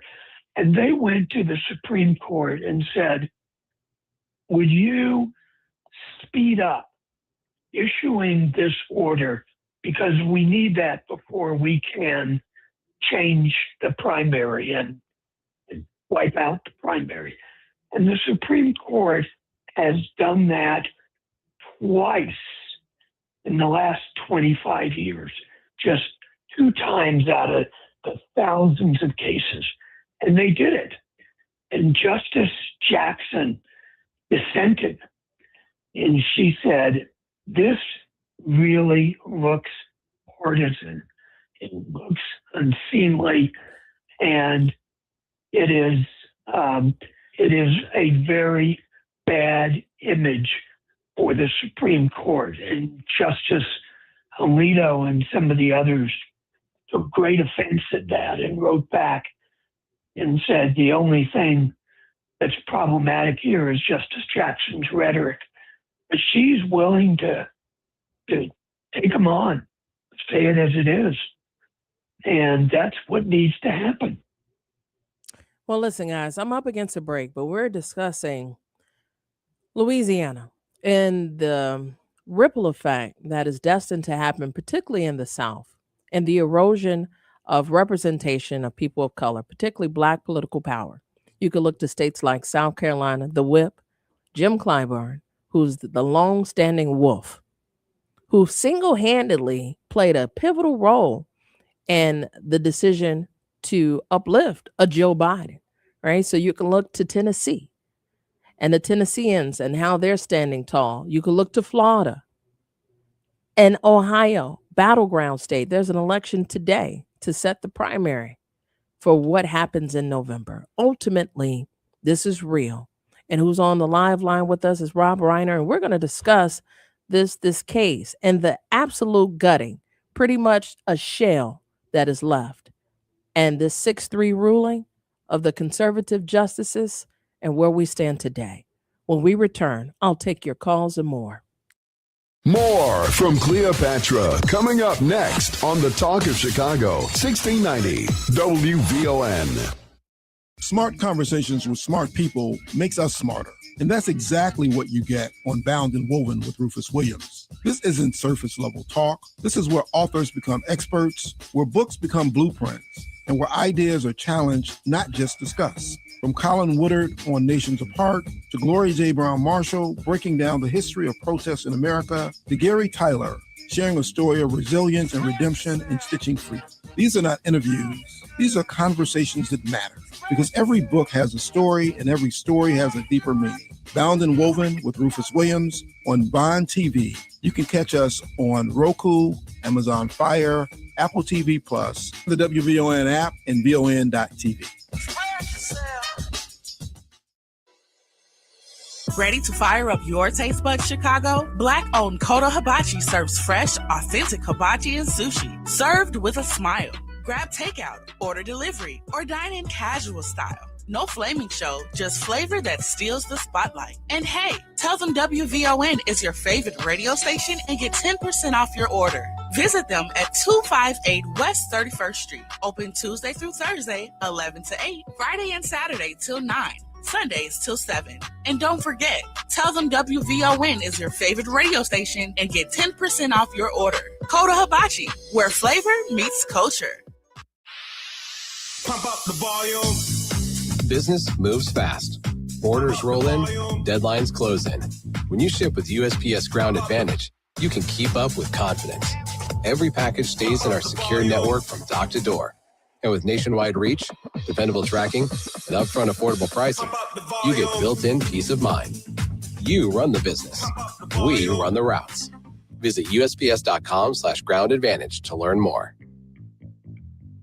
Diabetes, high blood pressure, anxiety meds, everyone's on them. If you're a 50-year-old male, maybe a bit porky, and you may even have type 2 diabetes, $1 million of term insurance may only cost you about $200 a month. Call Term Provider. Speak with Big Lou at 800-444-2013. Big Lou will find a term life policy for you even if you have type 2 diabetes, are overweight, or have high blood pressure. Term Provider has helped thousands of people like you who think they can't afford term life insurance. To buy $1 million of affordable term life for you, all you need to do is call Big Lou at 800-444-2013. Lou will make sure the scales are tipped in your favor. Call 800-444-2013. Big Lou will answer your call and work to fit you into a term life policy that you can afford. Remember, Big Lou's like you. He's on meds too. Call 800-444-2013 or biglou.com.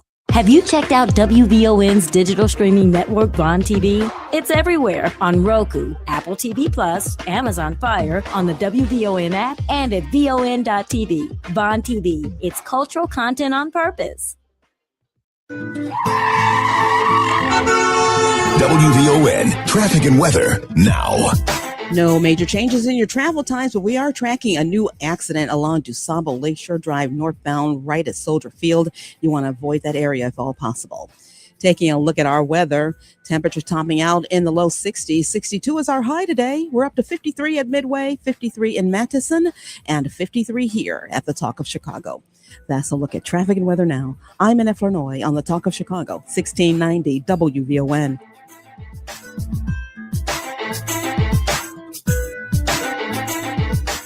And now back to the Cleopatra Show on the Talk of Chicago, 1690 WVON.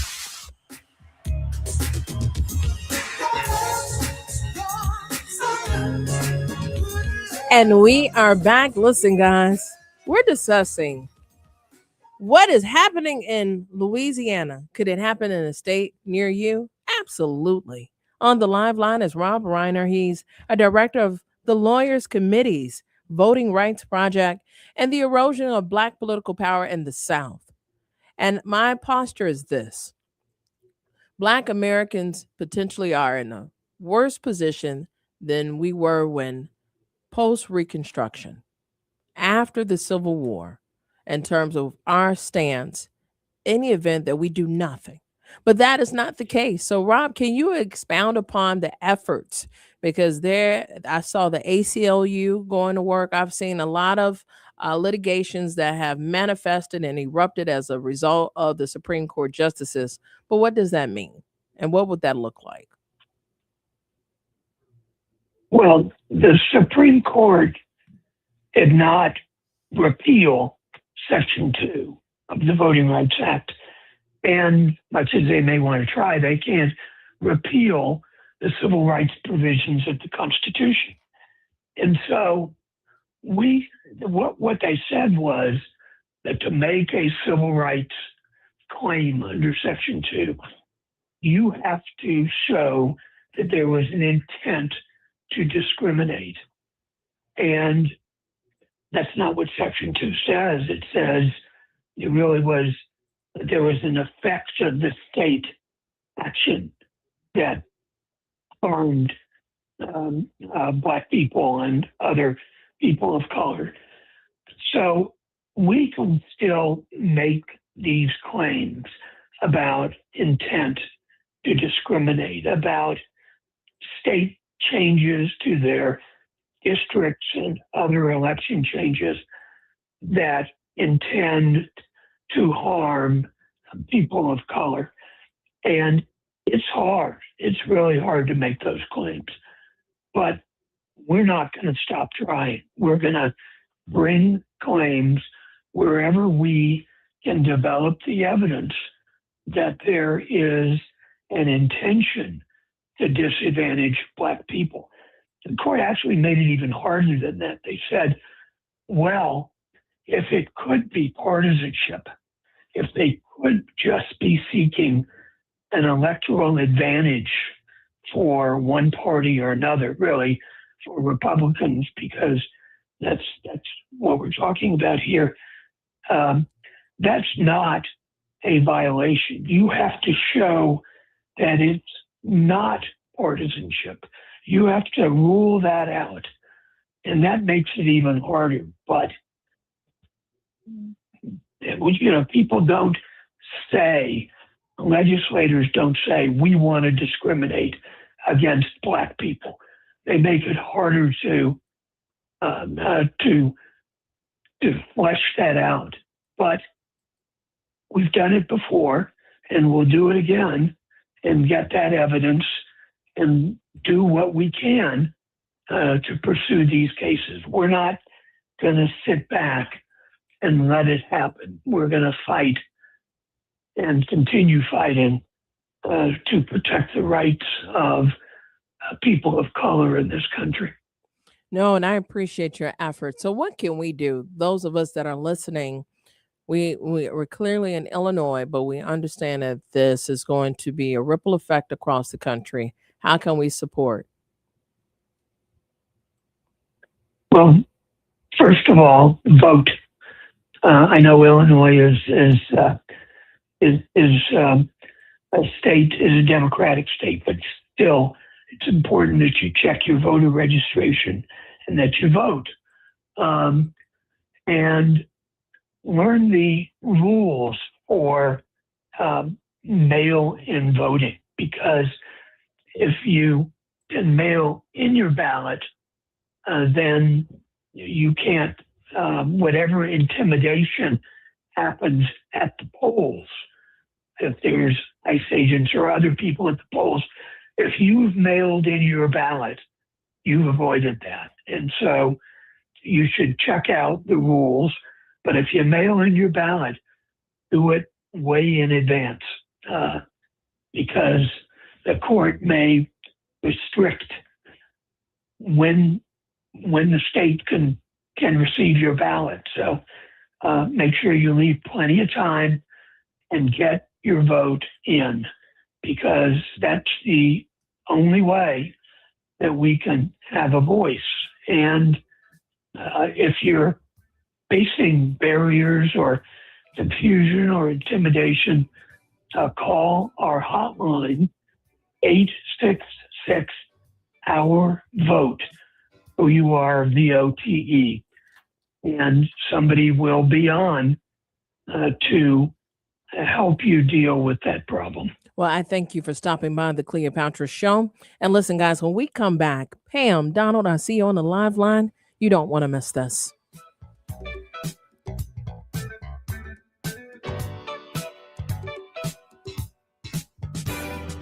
Hazy and 54 degrees going up to 62 on this Tuesday, May 5th, 2026. I'm Annette Flournoy, and in the headlines, Chicago police are looking for a missing 12-year-old boy last seen in the Gage Park neighborhood Sunday.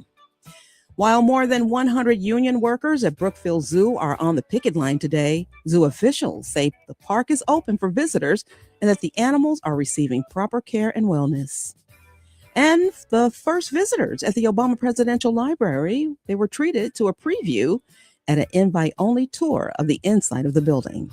National news from the Black Information Network is next on the Voice of a Nation and the Talk of Chicago, 1690 AM, WVON, Berwyn, Chicago. It's 11:01.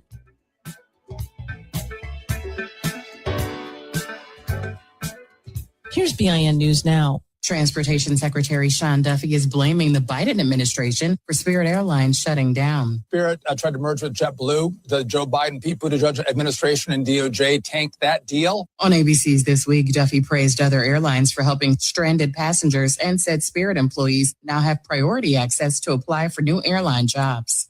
A Black Richmond, Virginia mother is recovering after surviving a domestic shooting that killed her 2 children. Police say Tiffany Terry's boyfriend opened fire inside their home, killing 18-year-old Zion and 14-year-old Sadie. The suspect is now in custody. And Janet Jackson will make a special appearance at this week's Grammy Hall of Fame Gala. Her album, Rhythm Nation 1814, is being inducted with performances by George Clinton, the Wilson Sisters of Heart, and Teddy Swims, May 8th in L.A. Get BIN News Now on demand 24/7 on the iHeartRadio app. Here's Esther Dillard. Thanks, Bree. It's Tuesday, May 5th. I'm Esther Dillard. New York City's Mayor Zohran Mamdani announced high-speed broadband is coming to the South Bronx and Upper Manhattan neighborhoods free of charge this summer. And will provide 2,200 apartments across 39 buildings of affordable housing with free internet for the next 3 years. And it will go a long way towards expanding digital equity in the Bronx and Upper Manhattan. Right now, we know that 1 in 5 residents of the Bronx lack internet connectivity. It's a $2 million pilot program spearheaded by the New York Public Library that Mamdani says will help low-income New Yorkers get jobs and find no-cost childcare. Congressman Richie Torres helped secure the money for the project. Back in 2020, during the depths of COVID, we saw the digital divide deprive our most vulnerable children of access to an education and our most vulnerable seniors of access to healthcare. That is why our $2 million appropriation is not an expense, it is an investment in the health, education, and future of the Bronx. Meantime, the closure of Florida-based Spirit Airlines isn't leaving just thousands of travelers stranded. Thousands of employees are now out of a job. Broward Commissioner Michael Udine says the county is doing everything it can to help. Career Source Broward is doing an emergency job fair later on today. Broward County has one set at Port Everglades in the next couple of weeks, and I think you'll see more of these popping up. Spirit of Dania Beach was the largest budget airline operating out of Fort Lauderdale Hollywood International. American and Delta Airlines are offering reduced fares for Spirit customers hit by the sudden closure. A federal appeals court, which blocks doctors from sending the abortion pill through the mail, has been put on hold. The order was made by Supreme Court Justice Samuel Alito, who set a briefing for this week. 2 companies that manufacture mifepristone have asked the Supreme Court to pause Friday's ruling. They claimed that it would cause immediate chaos. The ruling could mean that there will be arguments at the high court before its summer recess. And finally, we're taking a brief look at last month when Black actress Jennifer Lewis took home a special honor from the 2026 National Action Network Convention Women's Luncheon. The Reverend Al Sharpton announced that they were giving Lewis the Cultural Icon Award for inspiring generations with her activism. One of many messages she shared with the audience was one she gave to Congresswoman Ayanna Pressley. The light of our soul will dissipate this hate. The fire in that light will burn this darkness down. Stay informed, stay connected, and subscribe. Follow BIN News this hour wherever you get your podcasts. I'm Esther Dillard on your home for Black News First, the Black Information Network. Black men are higher risk for prostate cancer. Talk to your doctor about screenings and know your family history. Your health, our community, for WVON. Hi, I'm Lori Smith, host of Meeting the Moment. WVON, in partnership with the Chicago Community Trust, developed Meeting the Moment to amplify the voices of nonprofits across Chicagoland, giving them the communication tools they need to expand their reach and turn awareness into action. Right now, our communities are facing real challenges, from economic uncertainty to public safety to access and equity. But in the middle of it all, there are organizations doing the work quietly, faithfully, powerfully. With Meeting the Moment, we'll have honest conversations about the issues shaping our region and, more importantly, the solutions happening on the ground. And each week, we'll feature a Chicagoland nonprofit making a difference. You'll hear their story and find out how you can support their work, because Meeting the Moment is about more than just awareness. It's about impact. Join the Meeting the Moment movement, a program designed for the doers. For more information, visit WVON.com/Meeting the Moment. Listen every Saturday at 12 noon, right here on WVON 1690, The Talk of Chicago. Let's meet the moment together. Powered by the Chicago Community Trust. This is a story about money. Don't let them fool you otherwise. Steppenwolf Theater presents Windfall by the Academy Award-winning writer of Moonlight, Terrell Allen McCraney. When a Chicago father is offered a cash settlement for the loss of his child, everyone is entitled to an opinion. The ghost of his past, the strangers on his porch, and the in-the-round audience who envelops him. The Chicago Sun-Times says Windfall finds the sustaining power of music and family. Windfall is directed by Awoye Tempo and is on stage now through May 31st. Tickets at steppenwolf.org. That's steppenwolf.org. It's Rufus Williams. Every weekday morning from 7 to 9, I break down what's really going on, politics, power, and the people shaping our communities. Think of it like your morning newspaper, headlines, context, and what it actually means, so you can take it in, sit with it, and move smarter through your day. If you're part of the Roo Crew, you already know. And if you're watching on Facebook Live, the comments are a whole other show. A family reunion happening in real time. Listen live or on the WVON app, or join us on Facebook Live. It's the Rufus Williams Show, weekdays 7 to 9, right here on 1690 WVON. This report is brought to you by True Green. True Green, the easiest way to get golf course quality lawn. Don't wait. Sign up at truegreen.com and get your first application for $9.95. True Green, the official lawn care treatment provider of the PGA Tour. Let the pros do the work so you can enjoy your weekend. Restrictions apply. See site for details. The Chicago Blues Festival is more than a festival. It's a celebration of culture, rhythm, and legacy. We'll see you in Millennium Park June 4th through the 7th. We're WVON. I'll play the blues for you. Live from the Xfinity Studios at WVON, it's the Cleopatra Show on Chicago's essential storyteller, 1690 WVON.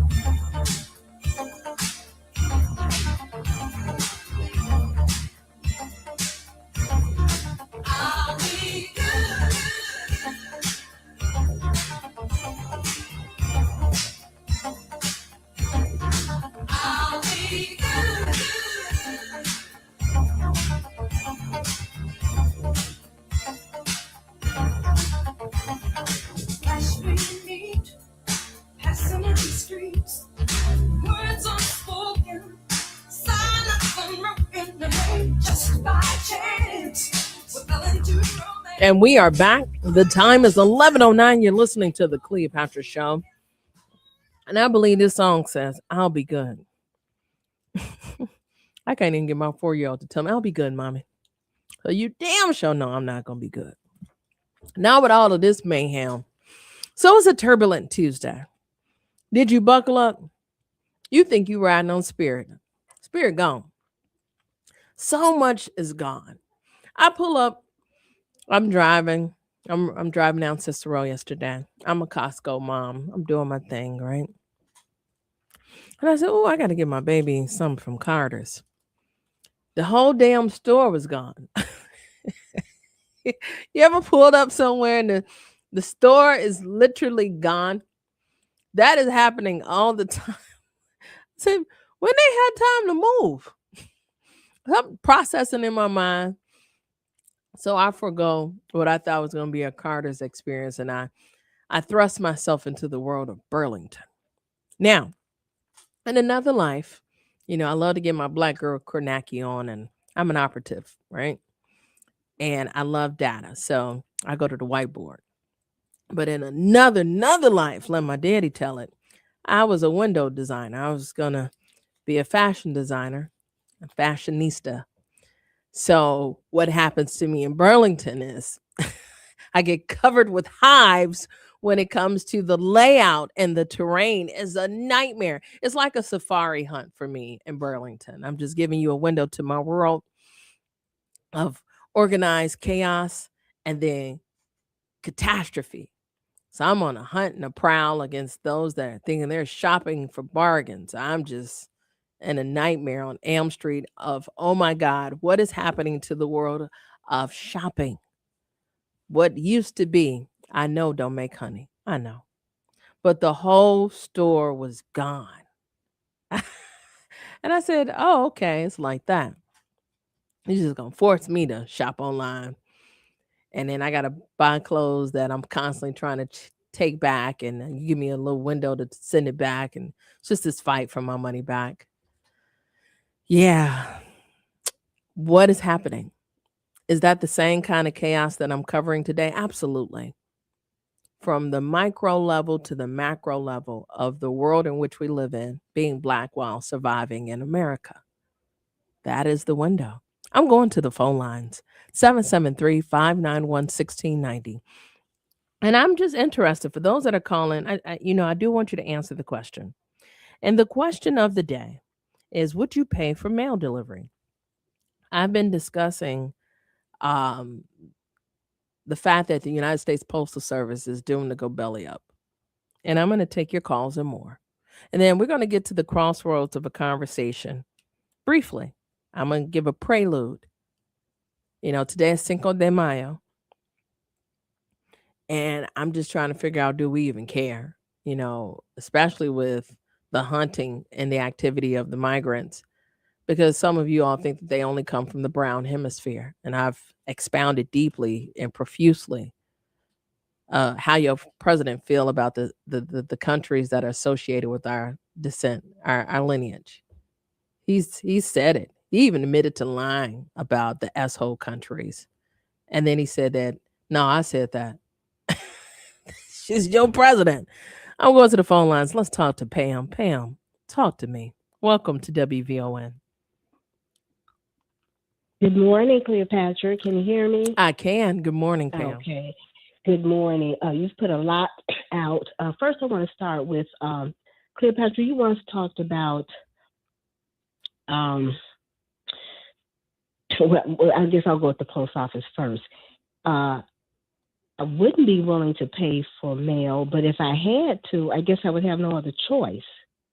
But let me say, I utilize the post office, and I also utilize some of their, additional services. Every once in a while, I might purchase a money order, but then I've also noticed, Cleopatra, people who, P.O. boxes, right? There are people who use those services. So I utilize the post office as much as I can because I know they're under attack. And what we have to realize is that Black people are under attack and we are at war. It's not hyperbolic. when Roland Martin's book talks about white fear and that we're at war. Joy Reid, we are at war. And this administration hates Black people, poor people, Latino people, name it. And they will do everything to our destruction. So I listened to your guest, who was a little bit too low key, because I think we need to be running on 10 with this. Because if they're stopping elections in Louisiana in the middle of the election, there is no telling what this administration, and I mean the administration under the rapist, the adjudicated rapist, who has allegations from a minor that he raped her, there is no telling what he will do. He is at war with Black people. We know that Stephen Miller and Bannon hate Black people. This is an agenda of hate. And what's more concerning to me, Cleopatra, is that you have Black people who, in essence, voted for him, knew this, and they are helping to support. I promise you, you will have the propagandists come on here and push the propaganda why we don't need the post office and why it should be under the auspices of private entities. Because every message that has come from this administration, you've had the Black maggots come on here and push anti-DEI. Oh, yeah, well, DEI didn't help Black people. Every negative message that has come our way has been supported. So what I'm asking is this: we are at war. What are our tactics? What is the strategy? We may not be able to discuss it on air, but that needs to be our mentality. And then where are our allies? Because I see a man who adores Hitler, but I'm not hearing much from the Jewish community like I should. I hear a man who adores Hitler, fascism, dictatorship. I'm not hearing much from our Italian Americans, who their grandfathers, grandparents, great-grandparents had to deal with fascism from Mussolini. I'm not hearing from them, Cleopatra. And my question is why?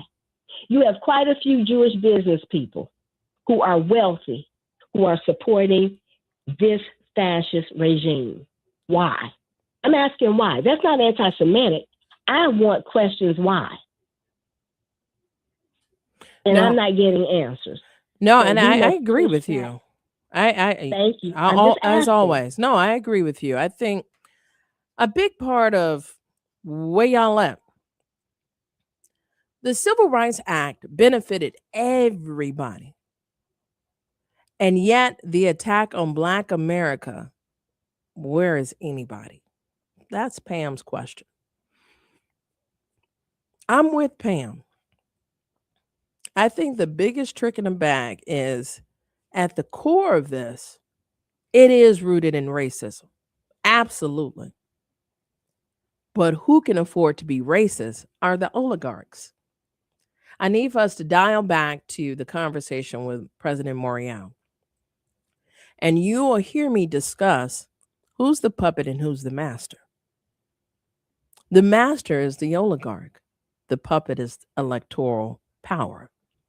And the racism is so entrenched that, yes, we want electoral power, and it absolutely has to be white facing.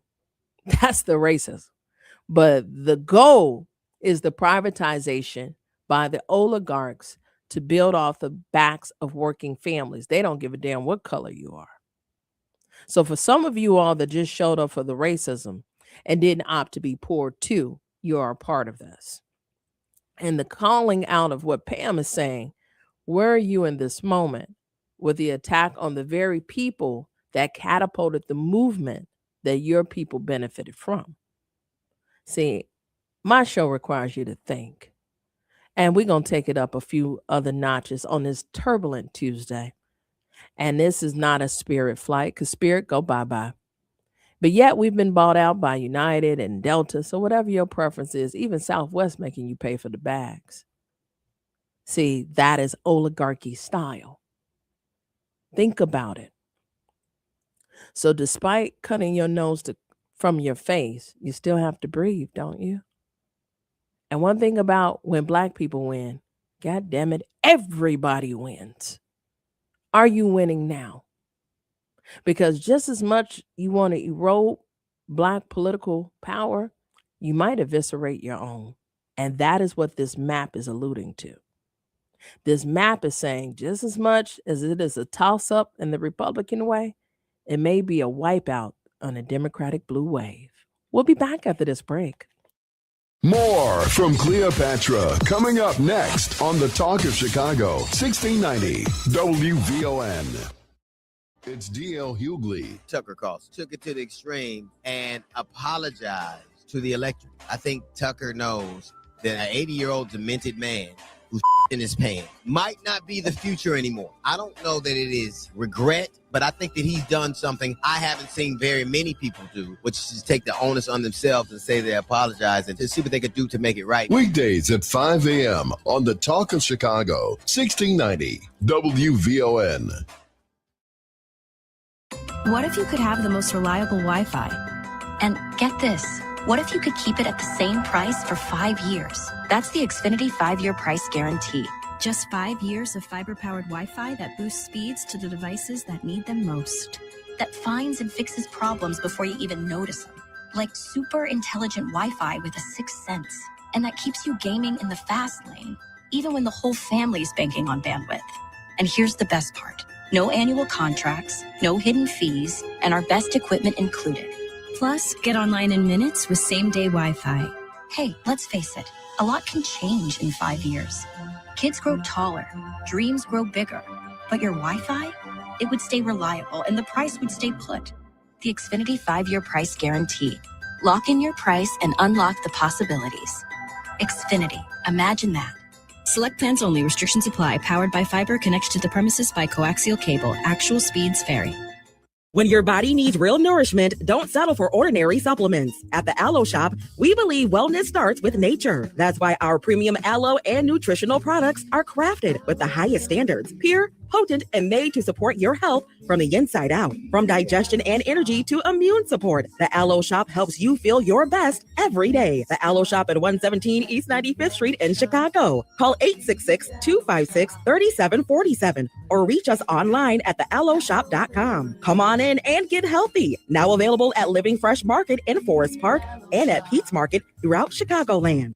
Diabetes, high blood pressure, anxiety meds, everyone's on them. If you're a 50-year-old male, maybe a bit porky, and you may even have type 2 diabetes, $1 million of term insurance may only cost you about $200 a month. Call Term Provider. Speak with Big Lou at 800-444-2013. Big Lou will find a term life policy for you even if you have type 2 diabetes, are overweight, or have high blood pressure. Term Provider has helped thousands of people like you who think they can't afford term life insurance. To buy $1 million of affordable term life for you, all you need to do is call Big Lou at 800-444-2013. Lou will make sure the scales are tipped in your favor. Call 800-444-2013. Big Lou will answer your call and work to fit you into a term life policy that you can afford. Remember, Big Lou's like you. He's on meds too. Call 800-444-2013 or biglou.com. It's the afternoon show with Atiba Buchanan and LaDonna Ray. Congressman Jonathan Jackson on the line. I saw a meme that said America will come and get you. When it's about the oil, they bombed in Iran, they've got oil. They bombed in Iraq, they've got oil. They bombed in Libya, they've got oil. And now they bombed in Venezuela, they've got oil. And they even came after Diddy because he had oil. Come on, Congressman. What a great setup. That was good. That was good. It's the afternoon show with Atiba Buchanan and LaDonna Ray. Weekdays at 3 p.m. on the Talk of Chicago, 1690 WVON. WVON traffic and weather now. No changes in your travel times at this break, but there are a few incidents you need to know about right now. On the north side in Lakeview, Belmont is shut down between Halsted and Broadway. That's due to a crash involving a bus. Right now, CTA is rerouting the number 8, the number 77, and the number 156 buses. Also on the far south side in Hegwish, there is an accident. Apparently, there's a truck in the water. right there at Doty Avenue. Doty Avenue is shut down between Doty Avenue and 130th. And on the north side in Lincoln Park, there's a crash at the intersection of Ashland and Wrightwood. Taking a look at your weather, hazy skies today, temperatures hovering right around the 50s. The National Weather Service says we're headed to a daytime high of 62, a low tonight of 47. It's 55 at Midway, 55 in South Shore, and 55 degrees here at the Talk of Chicago. That's a look at traffic and weather now. I'm Annette Flournoy on the Talk of Chicago, 1690 WVON.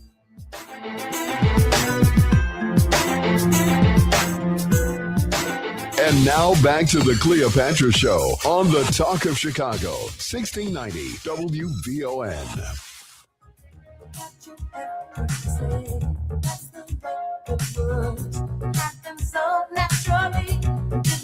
And we are back. You're listening to the Cleopatra Show. The time is 11:25, and I'm going straight to the phone lines. I want to talk to Donald. Donald, talk to me. Welcome to WVON. Hey, how you doing, Cleopatra? I'm on fire. It's Turbulent Tuesday, and I'm buckled up, Buttercup. How are you? Uh-oh. Let me get my fire extinguisher. So I was doing some math while I was waiting on you to take my call, and I did a Google search, and it shows that it's like 371 packages being delivered every day, and the stamp costs like 78 cents per ounce. So doing the math, that's like over $289 million that's being generated every mail day. You know, I think I look at this situation as a come up, you know, because there will not be a lack of jobs. I look at this as a gain of entrepreneurship, a gain for business. And, you know, for the most part, the only people that will deliver mail in our community are going to be us and the immigrants. So instead of us, you know, looking at this on the downside, let's look toward the positive. Now, as far as going to Louisiana, you know, like I say, I visited Louisiana, and I spent most of my time in New Orleans. And, you know, New Orleans, you know, is a beautiful place in some areas. Even in other areas, you know, it's still a beautiful place. You know, it's a difference in communities quite naturally. They got some amazing architecture, you know, with houses on stilts and things of that nature. But I've seen a lot of similarities from New Orleans and compared to Chicago. And unfortunately, they both are headed by Democrats. So, you know, I No, as far as what's no, going no, on no, down. no. I was going to let you ride with that one, but the governor is actually Republican, and the similarities are not. Louisiana is ranking 50 of 50 out of the 50 states. Is at the bottom, and it is at the bottom of the ranks of every quality of life issue. And I've been covering this for 2 weeks, and the Democrats do not rule nor govern the lay of the land. In fact, it's only 34 Democrats in the entire state. It's 105 representatives. So we're at the bottom of minority. So the Republican power governs and ruled the state of Louisiana. I got a real quick story. So like right on the outskirts of, you know, New Orleans, I visited one of them Subway shops, and I was talking to one of the employees, and, you know, I asked her what her favorite sandwich was. She said she didn't know because she couldn't afford the sandwich. So then I asked her, well, how much do you make? And I could understand why she couldn't afford the sandwich, and also, you know, her having multiple children. But, you know, it's a different place, but there's a lot of similarities down there in terms of Chicago too. But thanks for taking my call. Absolutely. Listen, I want to talk to Linnell. Before I talk to Linnell and Lewis, you know, I appreciate when we all call, but we have to be careful about misinformation. This is a portal to the world. WVON is heard around the globe, and I take this role extremely serious. So ultimately, I want us to be very mindful of how we make those comparisons, especially when they're in fact not true, because we see that on the national networks and we cannot acquiesce to that on this station. Too many of us are depending on real information that we can utilize, and it is my responsibility to right the ship. So when we speak about Louisiana, we have to speak with specificity and the facts of the fact of, and that is in every category of life. And yet and still they got time to show up for the racism. Isn't that about nothing? But that is about fact. And this is where we're at in America. So when we look at our southern states, many of whom are low performing in a lot of categories of life, but for Black folks that are surviving those states, they are the least of these. And to eviscerate their electoral power pretty much imprisons them in that state to be subjected to the weight of racism and systemic and structural racism. And that is the fate of all of us if we allow this to happen. So when we come back, Linnell Lewis, I'm going to take your calls because I have a very special guest. She's a New York best-selling author. You don't want to miss this.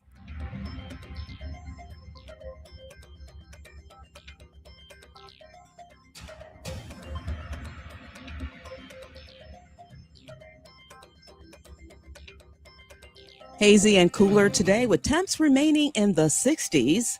I'm in Fernnoy, and here's what's happening. Chicago police are looking for a missing 12-year-old boy last seen in the Gage Park neighborhood this weekend. Authorities say Cornelius Sanders was last seen Sunday near 51st and Western. He's described as around 5'3", 115 pounds, has brown eyes and black hair, and he's Black. Police say he may be with a 35-year-old man named Cornell Sanders. If you have any information, you're asked to call police. Well, the Trump administration is talking about taking control of the U.S. Postal Service and privatizing it. In an exclusive one-on-one with WVON's Cleopatra Draper this morning, Marc Morial, president and CEO of the National Urban League, says the U.S. Postal Service is a protected entity and exists for the good of all people. Vital function, and we've got to resist this notion to let some private party hijack it and turn it into a profit-making enterprise and raise the pricing and cut service. The power of the Postal Service is that it provides service to every single resident in the United States. He also says any talks about privatizing the U.S. Postal Service should not happen without public debate. Meanwhile, the Postmaster General is warning lawmakers that the agency could run out of cash in less than a year unless Congress allows it to borrow more money. Well, more than 100 union workers at Brookfield Zoo, Chicago are on strike. Employees with Teamsters Local 727 walked off the job yesterday morning. Perry Williams has more. Groundskeeper Carrie Sapienza says the main sticking point is health care coverage. When asked at the negotiation table, they couldn't provide documentation that secured health care. And we have families, children. We need that health care. Teamsters Local 727 mentioned that the contract for grounds, custodial, and facilities teams expired on May 1st. Employees who walked out are urging the public not to visit the zoo during the strike. I'm Perry Williams. The third annual Chicago Public School Champions Celebration was held last night at Malcolm X College.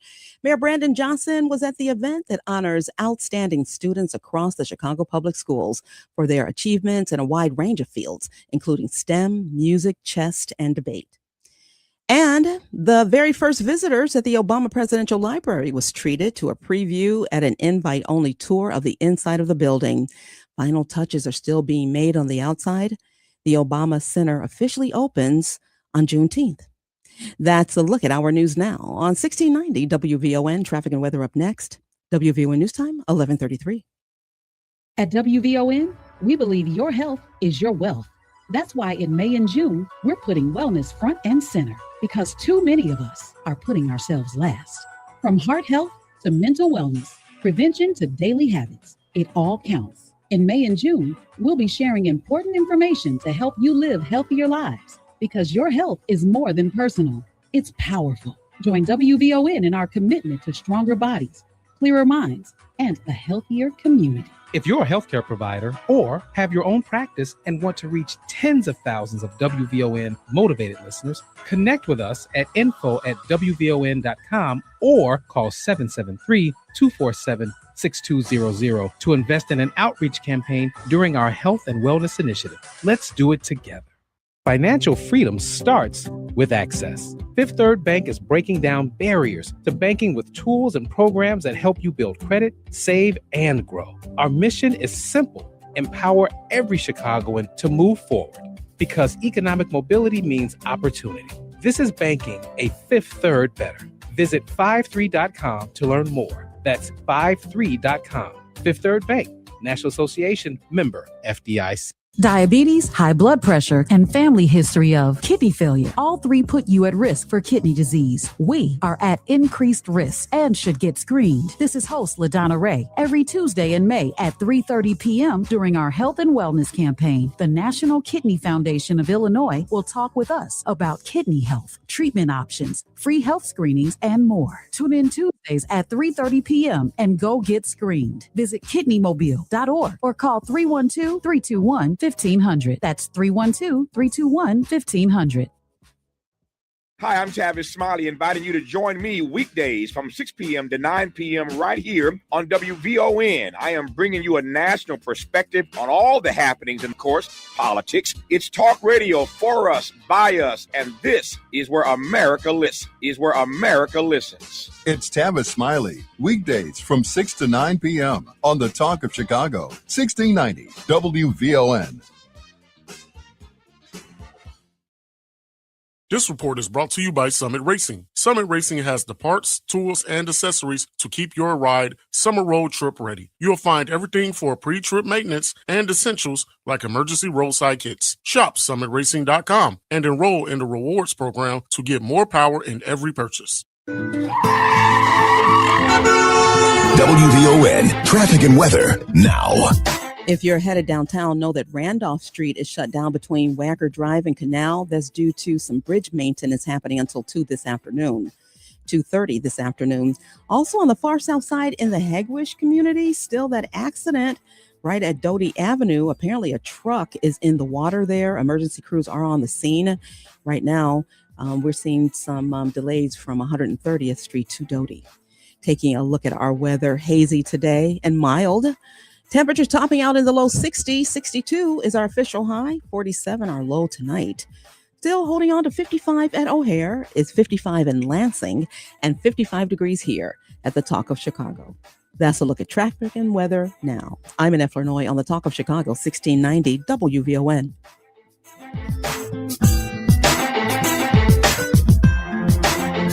And now back to the Cleopatra Show on the Talk of Chicago, 1690 WVON.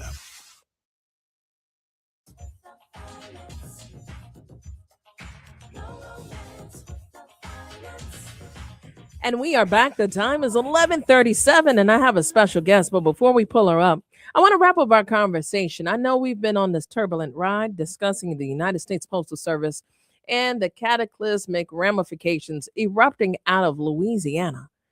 And the phone lines have been lit ever since. And I'm going to talk to Linnell, then Lois, and then we're going to talk to Dr. Brittney Cooper shortly. Linnell, what's on your mind? Welcome to WVON. Yes, Cleopatra, I just want to say, I called, I got a lot of things to say. We don't have enough time. But I want to encourage you to keep doing what you're doing. You're doing a great job. And I don't want us to take you for granted. All those that are listening, whatever, let's not take Cleopatra for granted because she's doing a great job. But I'd like to ask the question, why can Trump run a third time?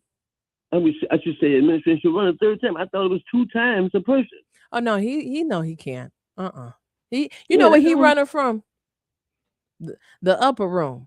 He said it himself. He's more concerned about going to hell. I think he done gave up. He's petitioning the Lord, but I don't know which one. It might be the AI version. Yeah, he can't run. Thank you so much. Absolutely. Okay. Good call. And I appreciate the uplift and the protection. It is my village that will continue to uplift me, and I'm grateful for it. Let's talk to Lois. Lois, welcome to WVON. Good morning, Miss Cleopatra. Okay, about that, the post office. Okay, in 1913, Woodrow Wilson, he segregated the post office. Yes, he did. It went from 1913 to about 1940. That's when that war came about over in Europe. From that, a unit was developed. It was called the 6888, and it was an all-black unit, postal women. They went over there and they sorted out that mail that was essential for the morale of the United States and United States Armed Forces over there. What I'm trying to say is that an opportunity came about because of that war. And those women were recognized, where they weren't recognized as far as receiving awards and stuff like that. But the history of Negro history, we recognize them. Excellent call. Our women, 6888, they went over there and they sorted that out. That was an opportunity.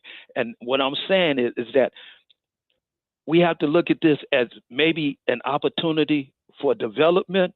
Maybe we can develop, we can bid on that if they want to privatize it, let them privatize it, and we bid on it, and we take it over, because we have proven in the past that we can do it, and I don't see why we can't do it now, because the post office was also a means to the middle class for a long time for the Black people. So, I love your optimism. I appreciate your call, and I love your spirit. Big ups to the 6888. Those were some fierce, dynamic, brilliant, mathematical geniuses that changed the trajectory and played a pivotal role in the outcome of the victory here in America by enhancing the morale. Remember, at the core of anyone's budget is a moral doctrine. Remember that word. Thank you for that call, Lewis, because that call expressly examines the morale in this moment in America, and it is extremely low. So again, Black folk, the assignment is endless. And as Donna Brazil said to us last week, you signed up for the movement, whether you like it or not. Now, turning the page, I have a New York best-selling author with me. Look at her. She done perked up for this one. That's right. Dr. Brittney Cooper is going to join the Cleopatra Show, and I'm so excited to uplift you and celebrate and have you with us. So good morning. Good morning. How are you? I'm doing well. I hope you're doing I'm sure well. you are New York best-selling author. So talk to us about the journey, because although we are always smiling as a people, it ain't been easy. But yet, one thing about it, the life you live will show in your face. So you look blessed, you look happy. So tell us about the journey thus far. Yes, well, thank you so much for having me. It has not been easy. I am from Louisiana. Listen, y'all, what were you, we're Illinoisans. How would you all say we say Louisianans. Louisianans, yeah. So look at the irony. Another Louisianan. We just had Marc Morial with us to and through. So talk to us about Alpha to Omega at this point.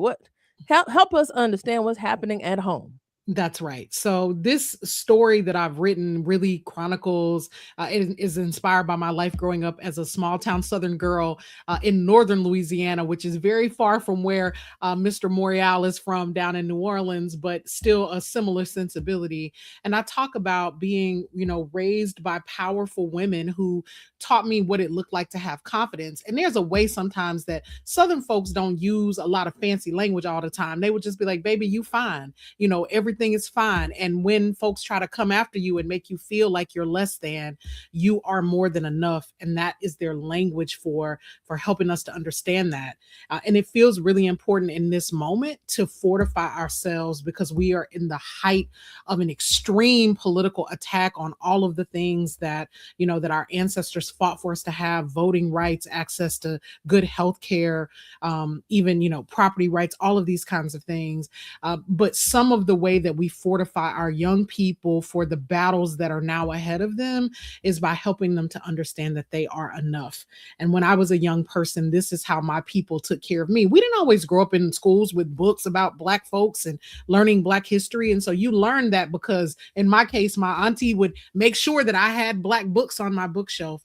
And I want to, do my part now that I have, more access to make sure that this new generation of Black children has some books that speak to their experience. And so that's what Mama Says I'm Fine is all about. Let me tell you, not only are you pouring in across the country and the world, your book now graces the shelf in the Draper House. And we are very proud of our collection of Black excellence. Yes. And I am very humbled to uplift you in this moment because it is folk like you that tell the diaspora story that evolved even on these foreign shores. We think the diaspora was only related to our travel along the ocean and the seas. Yeah. But yet, even in the state of Louisiana, you and President Morial still had different experiences because of the regions. That's right. That you are expounding upon, but yet the similarities yet and still with the skin that we're in. That's and I need for us to hear, because even from Louisiana to Illinois, there are different ways of quality of life for Black Americans. And how I like to educate my audience is surviving while being Black in America. Yes. It's a skill set unlike no other. And Mama Says I'm Fine. This is the cover page of her beautiful book that I look forward to sharing with our children. I'm a mom of 3 boys. Amazing. And we read all gender related, no matter, because I think our stories are just so eclectic. That's right. And with that being said, surviving while being Black in America, it is important to know that you are just fine and you are made just the way you're supposed to be. And there are places will try to convince big old grown folk, let alone children, otherwise. So talk to us about the initiation and the outcome that you hope that this book will drive. Yes. So it's exactly that. This is a book for all Black children and Black families. And it's a way to celebrate all the different ways that our families can look. I came up in an era where folks said that if you had a single mama, that your household was broken. But I think that Black families are always successful families if we love on our kids, if we give them what they need to survive, if we set them up to go out into the world and be good and decent people and impactful humans. And whatever family sensibility we have that can do that, then that is not a broken family. And so if you have a family with a mom and a dad and everybody's doing their part, that's amazing. In my case, it was my mom, her sisters, and my grandmother, and they took care of all of us kids and they made sure that we were okay. And I think that one of the ways we take care of our communities is by taking away narratives that are weaponized against us, right? And so however Black parents show up, taking care of their kids, affirming their importance, affirming that they matter, that the things that they're doing are right and good, but also creating boundaries. Sometimes my mama would say, you fine. And we were at the store and I wanted something that wasn't in the budget, And so she got the things that were in the budget that we needed, but maybe there wasn't extra for some of the things that I wanted. And she said, you're fine. And that created a boundary and a way for me to begin to understand the difference between needs and wants. That is also a way of being loving and kind. Sometimes we overpraise each other. We say everything's extraordinary, amazing, fantastic. In a world where folks are taking away our voting rights and assaulting us at every level, things are not amazing, extraordinary, and fantastic. But there is a way that we can make choices every day to take care of ourselves and each other that will help us to be fine. And we need to take the pressure off of ourselves and give ourselves the space to affirm our kids and help them to know that they're all right. Even if they're not being amazing, extraordinary, and fantastic on that particular day, they still just fine. They are more than enough. That's what my mama did for me. And I'm just hoping to bring that very basic, very simple message. It isn't extra. It isn't over the top, but it is the oldest love language I know for how Black mamas love on their children. Listen, guys, you are hearing from Dr. Brittney Cooper. She's the best-selling New York Times author of several books, but this is the newest. Mama Says I'm Fine. When we come back, we're going to talk to you about your background because there's so much more to you. And where do we go from here?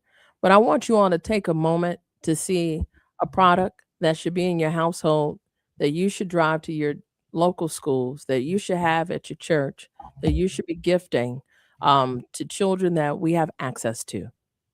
Because with the effort to ban books in a society that was defined by freedom of speech, what kind of books are they banning? Books that feature folk that look like Dr. Brittney Cooper and I, and you that are listening, if you are with melanated skin. We'll be back after this break. More from Cleopatra coming up next on the Talk of Chicago, 1690 WVON. Smart conversations with smart people makes us smarter. And that's exactly what you get on Bound and Woven with Rufus Williams. This isn't surface level talk. This is where authors become experts, where books become blueprints, and where ideas are challenged, not just discussed. From Colin Woodard on Nations Apart, to Gloria J. Brown Marshall breaking down the history of protests in America, to Gary Tyler sharing a story of resilience and redemption and stitching free. These are not interviews. These are conversations that matter, because every book has a story and every story has a deeper meaning. Bound and Woven with Rufus Williams on Bond TV. You can catch us on Roku, Amazon Fire, Apple TV+, the WVON app, and VON.TV. It's clear that kidney disease is taking its toll on us by the number of dialysis centers in our neighborhoods. If you have kidney disease, know your treatment options and the benefits of home dialysis and transplantation. Visit blackcare.com. That's BLACKKARE.com. This health and wellness message is brought to you by the South Suburban Chicago chapter of the Links Incorporated and powered by Vantive. Consider giving the gift of life by becoming a donor today. This is Rufus Williams, and I've got something special for you. I am proud to announce that we're launching the Rufus Williams Travel Club in conjunction with Advantage International. Our first trip, we're staying in the United States and heading to one of the most stunning destinations for culture to cuisine. Join us October 8th through 12th as we explore the charm, the beauty, and the history of Charleston, South Carolina. This isn't your typical getaway. We're walking through history and standing where our stories began. From the roots of Gullah Geechee culture to the International African American Museum, from cobblestone streets to waterfront views. This is more than a trip. It's a cultural vibe. To find out more, visit WVON.com and click the Rufus Williams Travel Club banner. And keep listening for more details. The Rufus Williams Travel Club will turn curiosity into understanding, one destination at a time. We are WVON.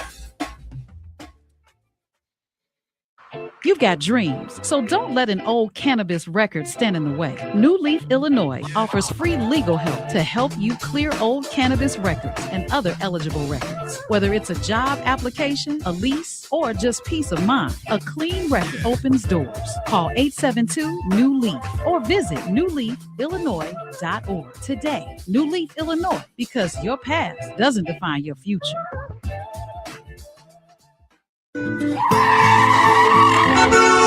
WVON traffic and weather now. The Ryan just bumped back up to 20 minutes from 95th Street to downtown, outbound just fine. As you make your way along the Bishop Ford, Tuskegee Airmen Memorial, and DuSable Lakeshore Drive, you'll move along at the posted speed. The inbound Stevenson, now 35 minutes from I-355 to DuSable Drive, outbound just fine.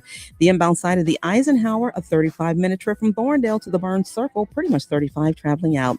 And on the Kennedy, 22 minutes in from O'Hare to downtown. Getting to the airport, however, a slow-moving 36 minutes. Taking a look at our weather, hazy and mild today. Temperatures topping out in the low 60s. 62 is our official daytime high. Right now, 55 at Midway, 55 at Rainbow Beach, and 55 degrees here at the Talk of Chicago. That's a look at traffic and weather now. I'm in Illinois on the Talk of Chicago, 1690 WVON.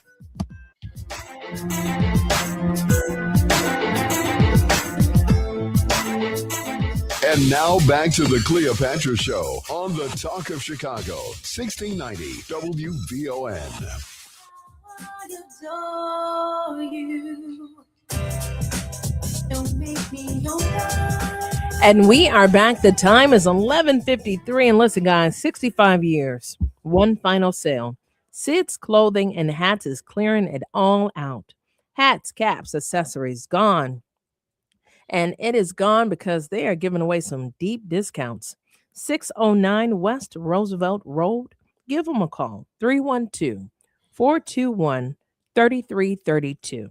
That's 312-421-3332. Get there before it's history. Check out Sid's.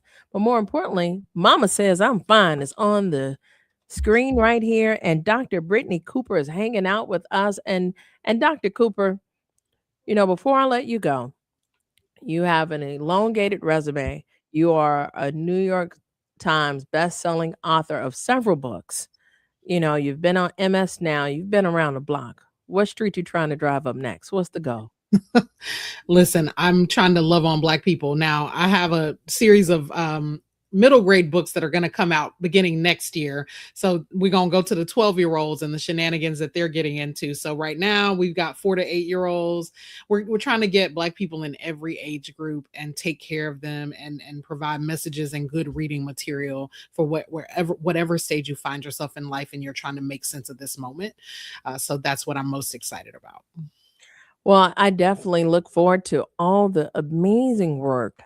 I get excited when I get to meet authors of the books that I'm pouring into my children, but more importantly, books that I've read throughout the years.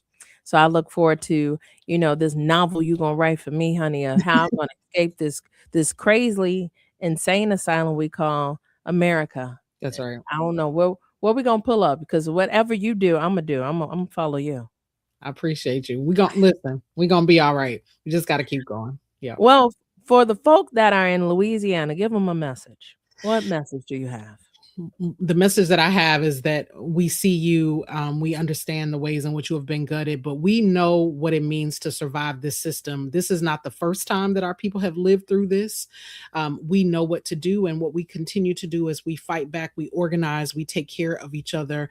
We don't look away. We look closely at what they're doing. We take power at the state and local levels. And we have to remember, Louisiana has 3 major Black cities, New Orleans, Baton Rouge, and Shreveport, where I'm from. Black people do have political power. And what we have to recognize is, while they want us to believe that they have all the power, neither spiritually nor politically do they have it. And so we're going to take our power back. We're going to do that systematically. We're going to pray for the Lord to be on our side as we do it, because the Lord is on the side of the oppressed and is not with these folks who want to take all of the things that our ancestors built and fought for us to have. So stay in the fight, take heart, keep fighting. And one of my favorite phrases that my mama taught me is, if you see a good fight, get in it. So keep the faith. Keep going. I like it. It sounds like you just launched your campaign. And that sounds like I'm gonna serve as your campaign manager. And I mean that. You just put out the bad signal. I'm coming. Shreveport, you heard her. You heard of New Orleans, but the state of Illinois to Louisiana. Did you hear this Black woman on this platform send up the bat signal? So when you ready, we stay ready. So we don't have to get ready. That's right. Fight. All right. Listen, that's Dr.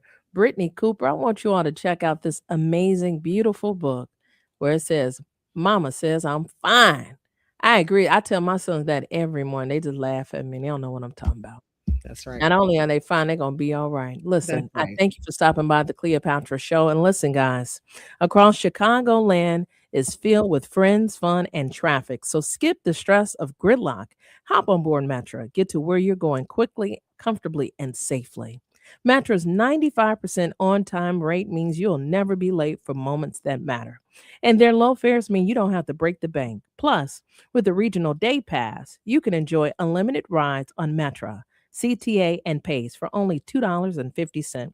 With the purchase of the Metra Day Pass, purchasing tickets is easy with the Venture app, and you can bring the entire family because children under 11 ride free. Now you can skip traffic, get to where you're going fast, and save more. Stop sitting in never-ending gridlock and paying for expensive parking. You can do more by doing less, by getting on board Metra. So I appreciate the opportunity to be with you all as we had a fun time launching Turbulent Tuesday with the Marc Morial, President and CEO of the National Urban League.